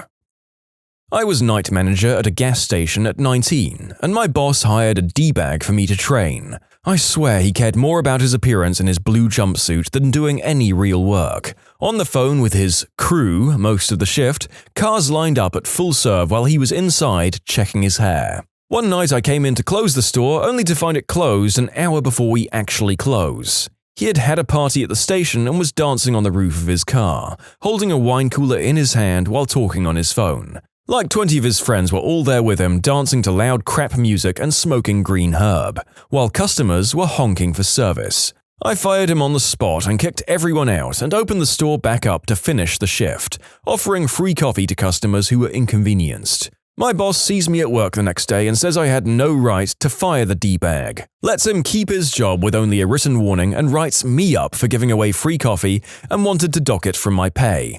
I quit at the end of my shift and I was told I could use them as a reference if I wanted, as I was a good worker. First reference call he got from my new job, he told them, "John has a problem following authority and makes his own rules." Ooh, I have a semi-relevant story. Used to work in a body shop. Waterborne paint was the hip new thing. We brought a new spray booth for around $50,000, including installation and shipping and stuff. The manager of the install team was a total fricking idiot. Supposedly, he had been working this job for a while and was trusted with running the operation. In the week that he was there, everything he did wrong. I could go into great detail about his shenanigans, but for the sake of keeping things short, the tipping point was when he dropped a $20,000 computer-controlled air conditioner and airflow module from 10 feet up, damn near on top of one of his own guys. Then he tried to tell us that it was still okay, even though we could clearly see damage. My boss had a lengthy discussion with the boss of the guy, and I have a feeling he's no longer employed. A new crew was brought in and finished the job with no issues at all. To be fair, if I dropped a piece of equipment that was worth that much, my first instinct might also have been to deny. But yeah, I would never hire a clumsy idiot like me for that kind of job in the first place. I run a recruitment and headhunting agency in Sydney. One of my business developers sits there in the meeting with one of the largest marketing automation companies in the world and starts spilling secrets of a few of their competitors who we also frickin' work for. I have preferred supplier agreements with both, and this idiot thought it was okay to share this specific piece of information with the competition. I asked him to please leave the meeting. The director I was speaking to could tell I was livid and agreed not to act on the information. I had to call the other client and explain what had happened. He nearly ripped my head off, but explained this would change the relationship as he could tell I was being honest about everything. PSA clients are now exclusively mine and my business partners. When I used to work in a truck stop, I came as close as I ever did to firing someone on the spot. If you've ever been around truckers or a truck stop, you'll notice that it can be a pretty diverse lot. It's good money for those willing to do it, which includes a ton of immigrants. In my time, I'd dealt with tons of people from Southeast Asia, India, the Middle East, and Eastern Europe. By and large, they were great people and caused us the least amount of trouble. I always used to joke around with one of our regulars who was from India that he was torturing us when he'd warm up the food his wife would pack for him in our microwave. Some of the stuff he had was amazing and would make you hungry just from the smell. We'd hired a new cashier, and from the beginning I had the feeling she wouldn't last, but I'd give her a chance. A week or so later, while working on some crazy thing for an upcoming visit from higher-ups, she made a snide remark over our radios that we wore, but the word I stopped listening at was raghead. You see, we all wore radios with earpieces to make communicating back and forth easier. The other truck stops at our exit used the same system, and occasionally you could hear them. Also, every district manager in our company and all senior management had them, as did our secret shoppers. So this was a huge deal. I pulled her into the office and told her in no uncertain terms was she to use that term or any other term like it over the radio or in person again, or she'd be out the door with no questions asked. This was her only warning she'd get on that. She ended up pulling a no-show next week on the store manager, and with what I'd told him about the radio incident, when she did call in the next day, he told her to find new employment. What was the cringiest thing you did in your first relationship? High school girlfriend and I used to make out on her bed with the door locked while her parents were out there, under the impression that we were studying. Heavy kissing, and at some point she says, "Cut that out, your breath stinks." I started kissing her neck and she slowly wrapped her legs around my thigh. A couple of minutes later starts breathing heavily. Couple of minutes after that, her legs tighten around my thigh, and a couple of minutes after that, she suddenly goes rigid, eyes roll up until I see whites, rapid breathing, exhaling heavily. I panic. And this is my moronic thought process, since all the blood's left my brain. She's choking. I should give her CPR, but she said no kissing her mouth. So I close my lips around her nose and blow like a trumpet. She starts coughing immediately, but she's too polite to cuss me out, says she needs a drink of water and leaves the room. We continued to go out for about 6 years after that. In conclusion, didn't realize girlfriend was having a great time, thought she was dying, tried to save her by blowing sewer breath straight into her nose. I'm an idiot. I lost my virginity to my first girlfriend. I was about 16 at the time and was invited to stay the night because her dad was on a business trip. I was excited because we'd talked a bunch about doing it, and I was finally ready to lose my virginity. I get to her house and we're straight to action. She pulls down my pants, and my eggplant is as limp as a top ramen noodle. She did mouth stuff for about 30 minutes until I could at least get half a chub. I got on top and started ramming away. I didn't really know what to do with my hands, and at the time I know that people pull hair while doing the deed. So I crap you not, I stare down at her and take my 2 hands full of her hair on both sides and just pull in a downward thrust while I'm ramming away. Sometimes I think of this moment and want to disappear. I almost completely erased this memory. So I was young and I had my first boyfriend. We were experimenting in the bedroom, and I really wanted him to think my hoo-ha tasted nice, so I would literally rub strawberry fricking flavored lip gloss into my vajayjay. There's no way he didn't know. I thought it was such a genius idea that I had to share it with my fellow women. So I wrote it down and passed a note in class to one of my friends. It dropped on the floor and all the boys read it and started screaming laughing. Strawberry Lips was my new name, and I cried for a week. This was with a girl I dated in high school. My dad was getting drunk at a block party, so I got the idea to take a ski boat and go for a romantic boat ride. So we park in the middle of the lake and start making out and stuff. We notice our feet getting wet. The boat was sinking, so I start freaking out, bailing water out with cups, sopping it up with my t-shirt and wringing it out of the boat. You know, just freaking panicking. Right before I accept the fate of my dad's $12,000 inboard motor ski boat and calm down, I remember that I didn't put back the drain plug before dropping it in the water, so I replaced it and drove back. I think aiming for getting laid and nearly sinking your dad's boat is a pretty unsurpassed level of financial disaster on a first date, although I'm sure we'll see many cases of emotional and reputational destruction as we proceed through the topic. Started dating 3 months before sophomore year ended. Once summer started, I completely ghosted her. Skipped to the first week of junior year, and I thought we were still together. You can imagine how she reacted when I approached her for a kiss. The shame is still real to this day. Told my first real girlfriend that I'm glad she wasn't the most beautiful girl in the world, so I didn't have to worry about every guy trying to steal her. The letters I've written. Oh, those letters. 15-year-old me thought he was deep and romantic. He wasn't. I hope they don't exist anymore. She started to ignore me at school. This was like maybe 1 or 2 weeks after we started dating. I called her house like 6 or 7 times one afternoon after school until her mum picked up, who was basically furious because I'd been hanging on the line. I explained to her that Alexa was ignoring my calls, and I hear in the background, "Alexa, why aren't you answering the phone?" To which she replies, "Because he's weird and he just keeps calling." I hung up the phone and went to my room. I carved her name in my wall with a pen. I still cringe about it to this day. I was walking her home, anticipating kissing her for the first time at her doorstep, and I kept licking my lips because I didn't want to kiss her with a dry mouth. Halfway to her house, she looks at me and says, "Stop doing that." I realized I probably looked really creepy. Broke up with her because my best friend told me to. We were perfectly fine together, but I guess I kinda worshipped the guy and his advice. He later tried asking her out when we split. We were all 14 to 15.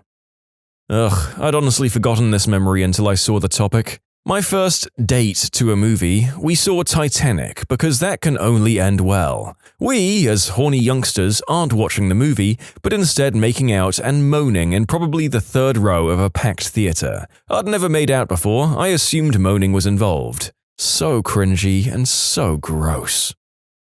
My first kiss in the movies was at The Bounty Hunter. It was interesting because I also got my first BJ a few minutes later in the same spot. I remember 4 things. 1. My parents and her parents were 2 rows in front of us. 2. The looks of disgust on the old couple's face 4 seats down. 3. She swallowed and it was way too much sensation for 16-year-old me. 4. Gerard Butler was in it. Declined staying the night because I was, and I quote, wearing a skirt and I didn't want it to ride up while I was sleeping. I licked her face to be random. God, that hurt to reimagine. Please don't mention hybridized eating utensils. He took me to Olive Garden and bought me that meat lover's lasagna. I'm pretty sure that's what it was called, and when we got back to his place, I wanted to show him how appreciative I was, so I gave him my first BJ. Turned out I wasn't ready for that job and I threw up the entire lasagna on his junk. God help me, I can't believe I'm finally sharing this story. That is horrible, but I'm sure there's a meat lover's joke in there somewhere. After I saw Eric propose to Donna on that 70s show, I went out and got a 25-cent ring from the local Pizza Hut and proposed. At school, in front of everyone. I was 16. I'm glad you could all share a cringe with me. To answer the burning questions, she did say yes. We didn't last, though. Sorry, no happy ending here, just teenagers doing impulsive things. I tried to defend her honor, and I got the crap kicked out of me by 3 guys. I earned cred for taking a beating, but she thought we should just be friends after witnessing that. We took a break, and I posted a video to Creep by Radiohead with the caption, "For that special someone." Oh, I almost cringed off my chair writing this. I was 17. We had just had a fight. I drove to his house and blasted Scars by Papa Roach from my car and just stood awkwardly at the end of the driveway waiting for him to come out. I really wish this weren't true. He did come out, but only to tell me I'm overreacting and he'll see me at school on Monday. Be right back, gonna go curl under the blankets to hide from the memories. I let him play with me down there at school with no idea the people at the next table could see. I told her I loved her within the first 24 hours at the school parking lot. My friend accidentally whimpered, "I love you," as he climaxed while losing his virginity. Talk of the school, apparently.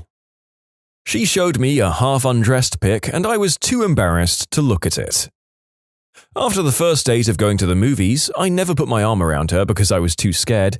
We sat in my driveway and she didn't say goodnight because she was waiting for me to kiss her. I did nothing, so she finally kissed me. In defense mode, I licked my lips all the way around my tongue like Scooby-Doo does with the cotton candy in the theme song intro. I even did the kill me. I hit my girlfriend with my car. It was a complete accident. We're still friends, and it's a story that still comes up in conversation every now and again. Look, people, the author here has his flaws. What are they? Oh, I don't know. They sing in the shower. Sometimes they spend too much time volunteering. Occasionally, he'll hit his girlfriend with his car. So sue him. No, don't sue him. That's the opposite of the point I'm trying to make. Well, she said that she thought we'd be better off just being friends, so I decided that I needed to do some big grand gesture to prove my love. It always worked in the movies, so what could go wrong? I practiced singing the song for weeks on my ukulele and figured that I would wait until after her softball practice was done and surprise her. I sang "You're Beautiful" by James Blunt. I made sure a couple of days before that I completely copied his hairstyle in the video. Except because it was 2006, I dyed it completely black and tried to do an emo version of it. It's a freaking miracle anyone talks to me after that. Obviously, it didn't work. My only saving grace was that it was a drizzly April day. I thought that just made it even more romantic, and the only people who actually saw it was her and 2 of her teammates. They looked at me like I had 3 heads when I was singing, and then the second I finished, she turned bright red and yelled, "What the frick?" And her teammates laughed for a solid 5 minutes. I was so mortified I couldn't move. Some points. I wasn't a terrible singer, but I wasn't good. It didn't help that I sometimes added intentional breaks in my voice to make the song more emotionally powerful or something dumb like that. After I was done and stood in horror as her friends laughed at me and she stormed away, I kind of did a sad George Michael-esque walk in the rain to my car as I contemplated what would be easier, moving school districts or just driving off a cliff. We weren't friends after that. It was super embarrassing for her, and everyone teased her for months by singing James Blunt songs to her. I definitely had it worse, but high school kids are jerks. It also didn't help that about 2 weeks after, we were assigned as lab partners and she raised her hand and asked the teacher if she could switch partners, and the whole class snickered. It seems sweet reading the story, but really it was super creepy and I put her in an impossible spot. If anything positive came from it, I never had any troubles approaching women at bars because I already knew what the worst possible thing that could happen was, so it was only uphill from there. You can submit your own stories to be featured here on the channel. The story submission link is in the description below, and if you want to listen to some vibey music in the background, check out easymode, also linked below, and subscribe. My first makeout session with someone was with my first girlfriend. We were in her bedroom, turned out the lights, and went at it on the floor of her room. After a while, I feel something wet on my face. I didn't want to stop, so I just ignored it and carried on. She noticed it too and decided to turn on the light because something is really wet on our faces. The light comes on and turns out I'd had a massive nosebleed and there was blood everywhere. I was covered in it, she was covered in it, and there were bloodstains all over her room. If that wasn't embarrassing enough, when she went to the bathroom to clean up, her mum caught her in the hallway. She saw the blood and immediately screamed. Her assumption was that I was beating her daughter up and I got chucked out of the house. Took a lot of time and explaining for me to show my face there again. I also lost my virginity to the same girl to the song Kool and the Gang's Celebrate. That was cringy as heck too. I used to take laps around the playground and slap stickers on her butt. I don't know what I was thinking. I got us matching dog tags with our anniversary on it after dating for around 6 months, and I would secretly get very sad when he wouldn't wear his. Guilty of this too. After we broke up, he posted a video on Facebook of his friend throwing it in the air so he could shoot it. My God, I cried a little. I was 17. For the record, I grew up in Mississippi. Super American in the country. I was upset when it happened and I didn't even respond to him. Should have saved the video to make a meme, but I don't have a Facebook anymore and it was a long time ago. It was pretty funny looking back. I was super shy back in the day and I really liked this guy who had weirdly flirted with me in one of our classes. He told me I looked like some random celebrity when I wore my hair down and how hot she was, so I never wore my hair up again for the entirety of school. I replied later by slipping a note in his locker but didn't sign it. A few days after that, I threw in a t-shirt I thought he would like. He didn't know who it was from until weeks later when he finally wore it to school to see if anyone said something. My BFF at the time did and he realized it was me. Super creepy on my end. We ended up dating for a day before we broke up because we were stupid kids. Now 15 years later, we reconnected and are now married. So, totally worked as planned. A girl that I was about to start dating mentioned she really wanted to go to New Zealand at some point in her life, to a group of people, not even just to me, so I immediately priced plane tickets and lodgings to New Zealand for our honeymoon. Then, unbelievably, before we actually started dating, I told her that I'd priced our honeymoon. My defense was that if things did work out, New Zealand was so expensive I'd have to start saving then. We still dated, but only for about 2 months, and neither of us have been to New Zealand. I let my mum purchase custom matching airbrushed shirts of 2 people kissing, with my girlfriend's and my name on them. I'd report my mum to CPS if she suggested that. I met the love of my life at age 17, aka I started getting my brains effed out for the first time. She was not shy talking about her prior boyfriend who had a super huge hog that she claimed was very painful. Of course, there were other details about their relationship that she shared too, and she was complicated and we had a lot of fights which I couldn't get my head around. At some point, I decided it would be a good idea for him and me to talk and compare notes. So, I wrote him a letter proposing this. Mutual friends reported that he was utterly flabbergasted by this, but he approached me and said, "What would you like to talk about?" I think I babbled for 20 minutes after that, but I have no further recollection. Looking back, what the frick was I thinking? That is a very bold move, but honestly, I think I can say that it was the best possible reaction you could have gotten from him under the circumstances. I think most people could have reasonably expected silence or violence. Incidentally, that's my band name. I was so nervous on the way home. Being 14, his dad drove us to my house to drop me off. I leaned over to kiss him on the cheek. A quick peck, and then I threw up his mum's fajitas all over myself. We finally did the deed when at a party at my friend's house whose parents were home. The mother knocked on the door and said, "What's going on?" We didn't stop. I was too immature to talk about us one day doing the deed, so I'd giggle and say, "Duh, you know."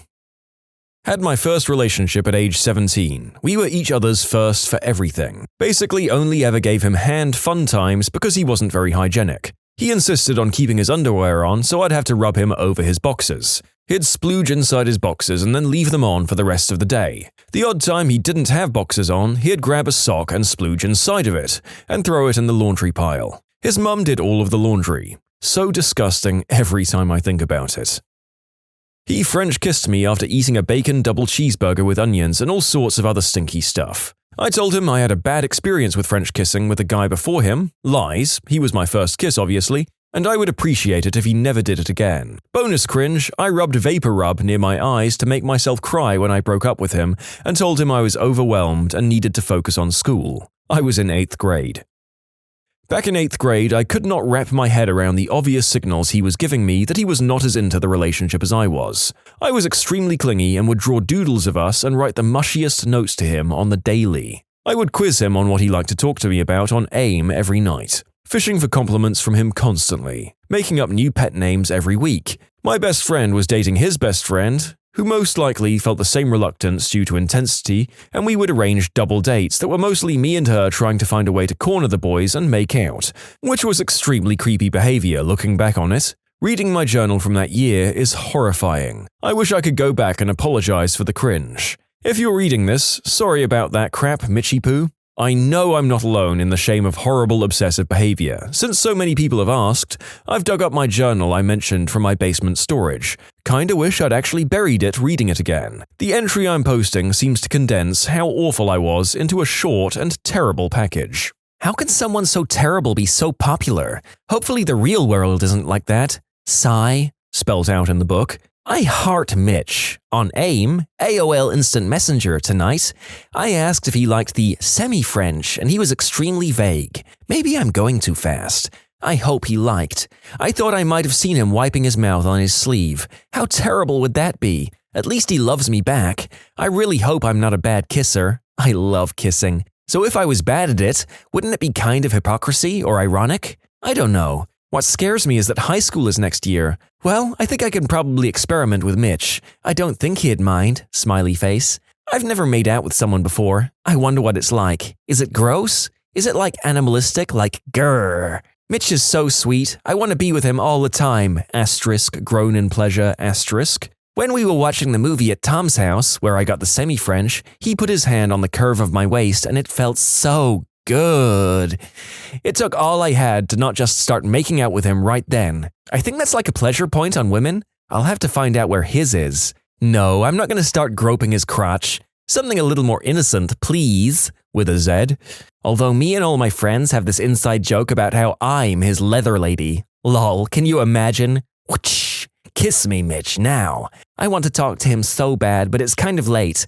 I'm gonna have to find a really good place for this journal. I don't really know who I'm writing to. Hopefully not my future kids. They'll be all like, gasp, Mom was really bad. I'm not bad, I just have lust issues. Lol. To the person who's reading this, don't judge me. I was walking her home in our neighborhood. She says her parents aren't home. I say, cool, you have the whole house to yourself. And I walked back home, wondering if I'd ever get the chance to touch her chest. To answer the big question, yes, I did, eventually. Then we did more and were pretty bad at it. Then she faked a stalker in order to drive a wedge between me and my best friend, so I stopped seeing her. Up and down experiences all round, but hey, I got to do stuff to her for a while, once I caught on. We'd been texting back and forth, so I knew going to his house I'd lose my virginity. The guy opens the door wearing a full suit for the occasion and escorts me holding my hand into his bedroom. Jesus Christ. To give some context, it wasn't his first time. We'd been dating for around 2 months. I was determined and did go through with the deed. And what happened after was way worse than the suit. The guy had apparently told the entire neighborhood he was getting laid, and 3 or 4 of his friends broke into the house through the terrace in the middle of the deed. I promise I'm not making this up. After the whole episode was over, he left at the friend's party without inviting me. So he wasn't really a gentleman after all, as the suit had suggested. A couple of days later, we broke up. At the time, I felt horrible, but now it makes for the juiciest story. First real girlfriend in high school, we used to talk over the voice calls on MSN Messenger late at night. She just wanted to hear my voice, and I very quickly ran out of things to say, so she said I should just read whatever book I had around. She spent the next 30 minutes listening to my Your New Getaway Computer and How to Use It booklet. What are the funniest things you see posted by your no-filter friends on social media? She's caught up in a pyramid scheme talking about how great it is not to work on a Monday. Friends is a strong word, more like Facebook acquaintances. But one twin just slept with the other twin's boyfriend. He's taking me out tonight. I'm the luckiest girl in the world. Men are all the same. Such frickin' pigs. Ugh. Oh, me and him are going to look at puppies today. Frick it. Enjoy your life with that new B-word. See if I care. Movie night Saturday with boyfriend. So nice to have someone stay in with you when you don't want to go out to the bars. Frick everything. Frick guys, they all want the same thing and I'm fricking done. I kid you not, this crap has been going on with them very publicly for maybe 2 years now. But then again, the only reason I'm still friends with her is for my sick viewing pleasure, so who's really losing here? This high school friend of mine, I'm 42 now, so is she, meets the man of her dreams on Tuesday. Oh my god, I've met the one! He's at her house cooking for her by Thursday. Romantic dinner at home with my man. I love you, babe. Complete with pictures of a really basic pasta dish. The weekend is spent taking her 10-year-old daughter from another marriage to Disneyland or beach or other cool outing. Look at Mr. X and my little girl bonding. He's father material for sure. Haha. By Monday, it's all gone to crap. Once again, I guess you can never really know someone. Thanks again, men, for being such buttholes. I guess I'm just a forever alone kind of girl. 2 weeks later, it's the same thing, different guy. Lather, rinse, repeat. Every second of it plays out on her wall for the whole world to see. It's a train wreck and I can't stop watching. And I have to add this. Last Tuesday, the same girl posted a picture of the guy she was having dinner with. The caption read, "Love of my life." Today, Saturday, she posted that she's now engaged along with photos of her engagement ring. She's known him for 6 fricking days. The saga continues. I wish I had this much free entertainment from my friends when I was younger and on Facebook constantly. It wouldn't have felt like such a waste of time. I mean, it would have been, but it wouldn't have felt like it. So, this guy, screw it, we'll call him Mike because that's his name, dips out, leaves his wife, and bangs a super hot 20-something. This girl, let's call her Kay, is my ex-wife's nemesis. She had worked for me at a bar as a waitress and was always flirting with everyone. Ex-wife was convinced I was doing her for a while until she found out about Mike. While still hating her, she finally believed me. So time passes, we move, Mike and Kay are together for about 2 years. I'm divorced, my ex-wife moves back home and actually starts dating the new manager of the bar I used to manage. I'll refer to him as C. He's a really good guy and a friend. He even called and talked to me about it first, even after 2 years of divorce, because we used to go fishing together and were drinking bros in our early 20s. Him and Mike are super great buddies nowadays, as when I left, I guess they just started hanging out with each other. A lot. This has led to an absolute crap storm on Facebook recently, because both Kay and ex-wife think the other is screwing their man. I never thought Kay was the jealous type, and my ex-wife was fairly cool up to a point, when she started cheating on me and then got all paranoid that I was cheating too, apparently. Now every time Mike or C go out, a war erupts in the comments between the women. I've noticed a trend that whichever of the two posts first, she's apparently the lying working girl. Stop posting on my man's fricking profile, you fricking hussy, etc. A few of the best parts. Mike leaves town frequently, bangs other 20-somethings, comes home, gets busted, crap goes down on Facebook. She's got albums, still labeled, "Mike's a fricking scumbag," which are full of the texts that she screenshots and sends to herself. Yet, "I love my baby so much" about 5 times a day on her wall. C is a full-blown alcoholic, as in 18-pack a day kind of guy. Then he tops it off with a bottle of Sailor Jerry. He cheats on a fairly regular basis with the girl I dated before my ex-wife, if he's not on one of his 30-day cleanses for probation, every 6 months or so. I know about his cheating because my brother still lives there and goes fishing with Mike and C all the time, and she tags along too. I keep telling my brother to get a picture of them all together just so he can post it up on Facebook and tag every fricking friend he has in that town in it. But he hasn't given in to the dark side quite yet. Which is surprising because he hates all 3 of those women because they hate his wife for pretty much no reason. She's great. Maybe it's because she's actually happy. Plus, Kay is hot as frick and it's bikini season. Selfies all day long. I've got a guy I knew from high school who's obsessed with Herbalife. He even tagged his darn wedding photos with Herbalife, and on all of his photos of him on his honeymoon with his wife, he had an Herbalife t-shirt or hat on. At some point, I wouldn't have been surprised to see Herbalife advertisements all over his wedding reception photos. This is my little daughter, AmITheA. Just kidding. In 24 hours, I will be deleting Facebook. Real friends will know how to contact me. I'm so sick of all the attention-seeking and drama-filled behavior on here. I've tried everything, but this is the only way. Inbox me for my number, but only if you're a true friend. Peace, Facebook family. It's been real. My friend posted this 3 days ago. Yep, there's a former business associate of mine who posts this every few weeks. He's an older gentleman who failed a mayoral run, constantly posts religious warnings, and overall voices his opinion on everything. Then if he posts something that gets too much negative attention, he's all, well, I'm quitting Facebook. A week goes by and he's right back at it. Deleting your Facebook is the new running away from home. We all know you're doing it for attention, and we all know you'll be back.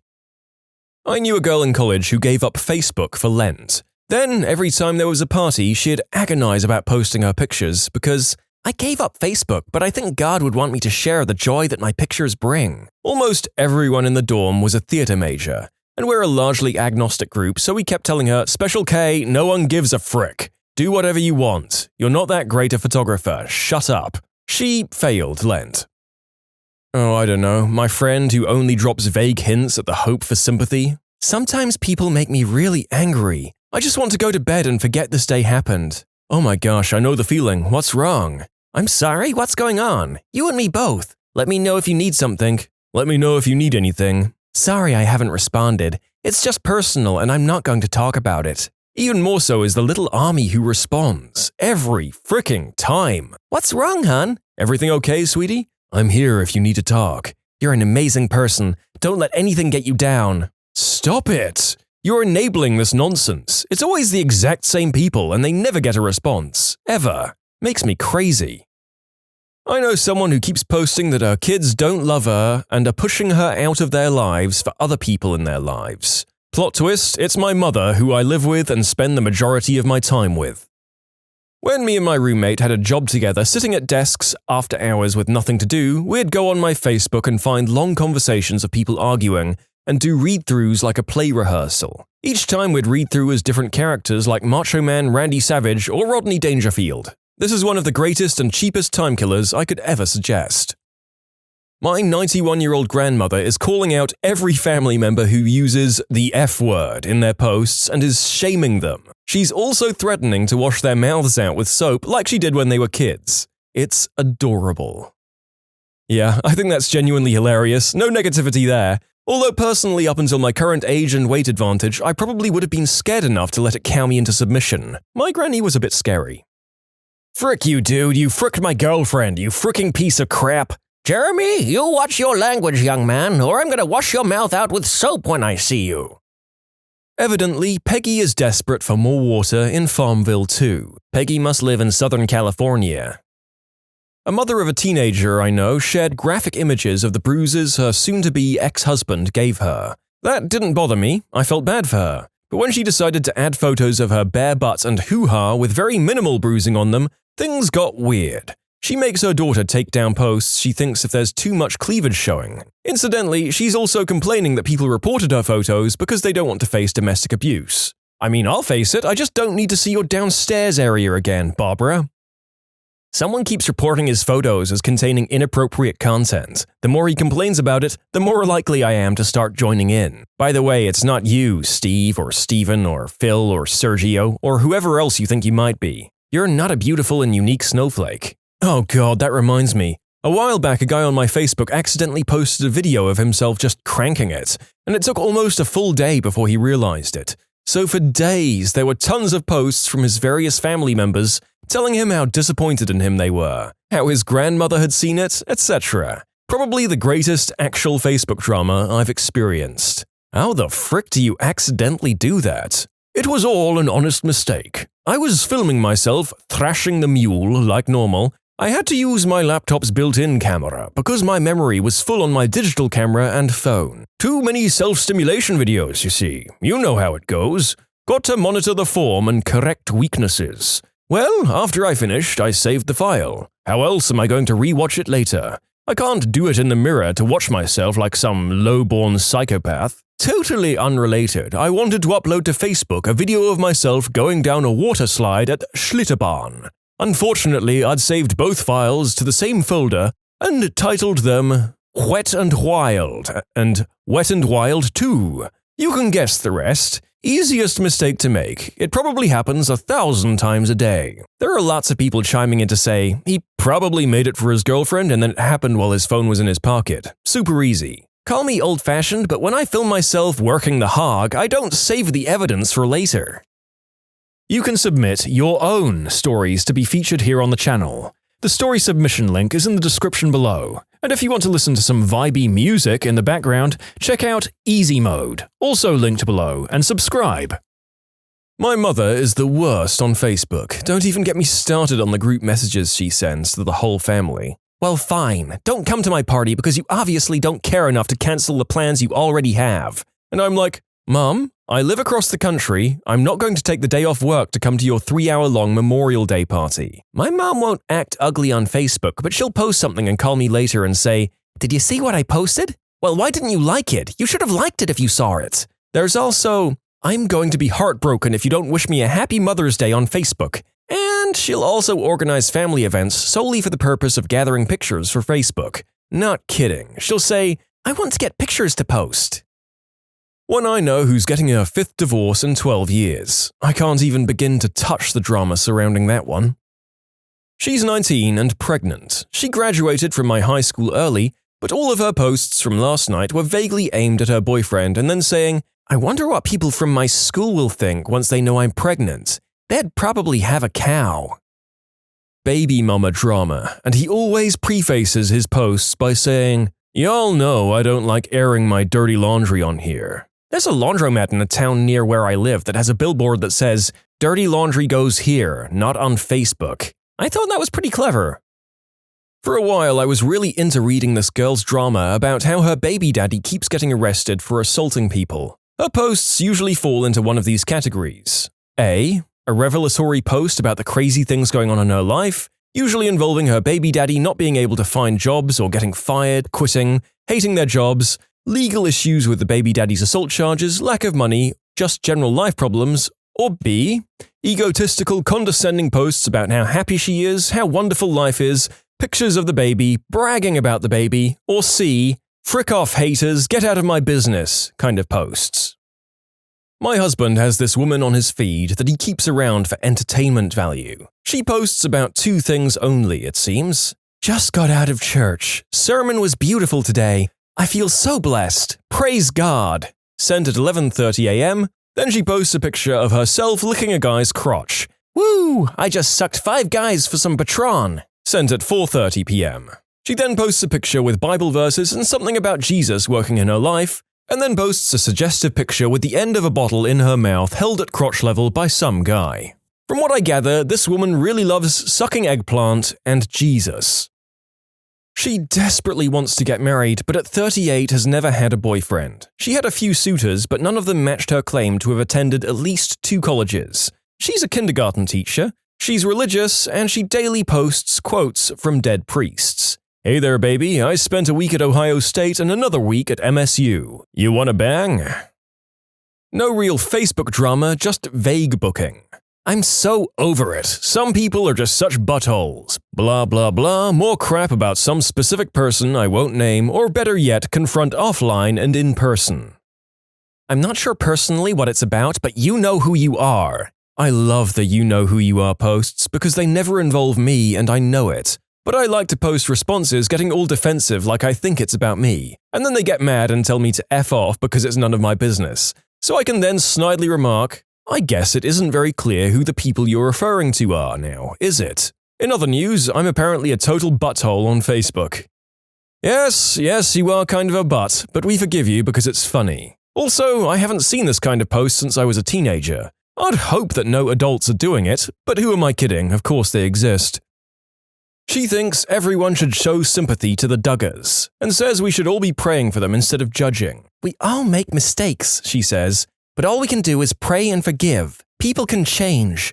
And then, one of her apparently former friends got on there and started going off about how she was judged by the lady who put the status and how she'll never forgive her for what happened after she said she'll always be there. There were over 60 comments on the status. After about the 65th comment, the status lady states she doesn't think this is a public matter and it's inappropriate to put it all over Facebook where everyone can see. Status lady is a single mum and wants everyone to know it, is constantly complaining about not having enough money, time, or resources to help her girls. Does nothing but ask for handouts. One year around Christmas, she put on Facebook that her family is coming into town, but she doesn't have a car big enough, so does anyone have a van she can borrow? Oh, and also can someone maybe come and put some Christmas lights on the house? But you have to bring the lights because I can't afford them. Does anyone have any gift cards to anywhere fun? Because I would hate for them to have to sit at home the whole time without anything to do. Or the typical, this thing in my house is broke. Does anyone know someplace that doesn't charge an arm and a leg to fix it? But instead of wanting to know someplace that's cheap, she really wants someone to offer her to fix it for her for free. Because when someone comments and says, these people are good, she says, I probably won't be able to afford it, or something of that nature. 10 out of 10 would be her friend again just for the entertainment value. My friend thinks Obama is the cause of homosexuality and naughty content online. She also thinks Hillary Clinton should be strapped to a rocket and fired at the Middle East. So it's mostly standard.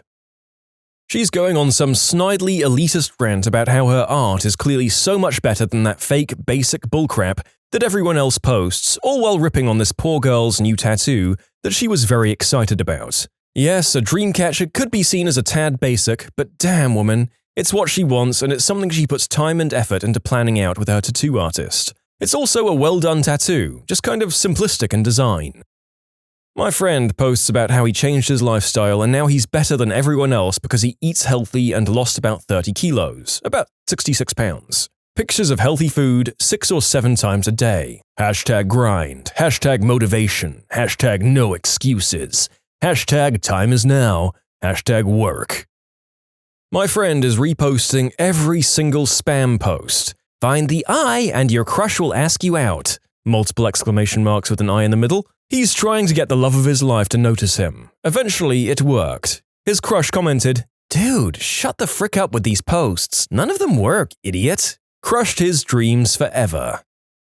I know one who's currently separated from his wife and jumped into a relationship with another woman, then broke up with her after 2 weeks, so he bought himself a second used Mercedes.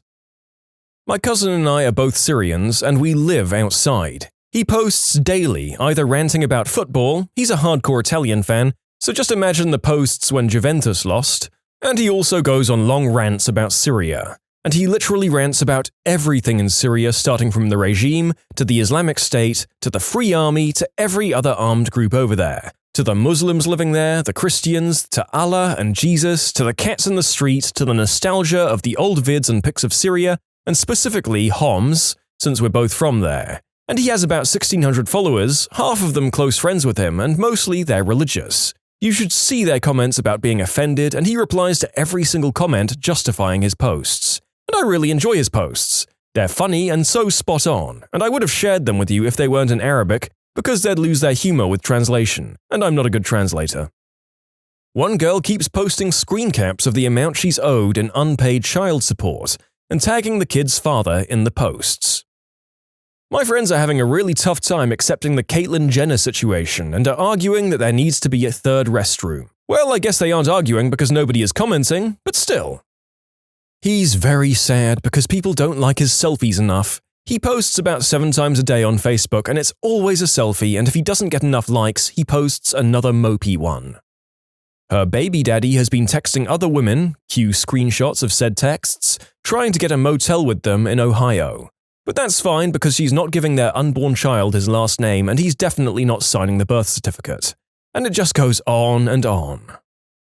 An acquaintance from high school who I haven't seen in more than 20 years constantly posts his exploits with his on and off again girlfriend. Apparently she's a crystal addict, doesn't work, and will do whatever necessary to get a fix. Every week or two they're back together, talking about how much they love each other and plan to get married. Then she needs a fix. Suddenly my feed is full of him calling her a substance-addicted working girl who blows her dealer for crystal. They fight online, he drags all his friends into the drama, proclaiming he knows who his true friends are, and he's learned his lesson. He swears he's done with her and never going back. The last time it happened was about 3 weeks ago when he caught her with her dealer, and the dealer shot him in the leg. Gratuitous pics of the wound and him at the hospital soon followed. It grazed him, nothing life-threatening. He said it was the last straw. No more of that no-good crystal hussy. He had learned his lesson. They got back together again yesterday. Someone posted about how his girlfriend of 3 years was cheating on him and displayed a picture of the guy, tagged his girlfriend, and joined in super personal discussions on this post. Not 2 hours later, he said that people need to leave him alone and that he and his girlfriend will figure it out on their own, and that these matters are personal. Like, what? This one girl who went to my middle school made a video of her and her niece dancing to a song called Bless the Bottle, celebrating that she got the results of a paternity test back and the father is a guy who is married. They were dancing and singing along with baby bottles in their hands and throwing unused diapers in the air like it was cash. Since apparently this guy's wife works at a county job like DMV or something, so they figured this baby is going to be an 18-year payday. He still regularly compares himself to Batman and Solid Snake, is bitter about his ex cheating on him after he took her back 7 times over a year ago, claims he gets laid regularly but only posts pictures of him hanging out with underage girls, talks about all the substance users in our hometown when he himself still smokes spice, and generally just seems like he's one day away from going postal. Keep rocking on, Sean. I'm rooting for you.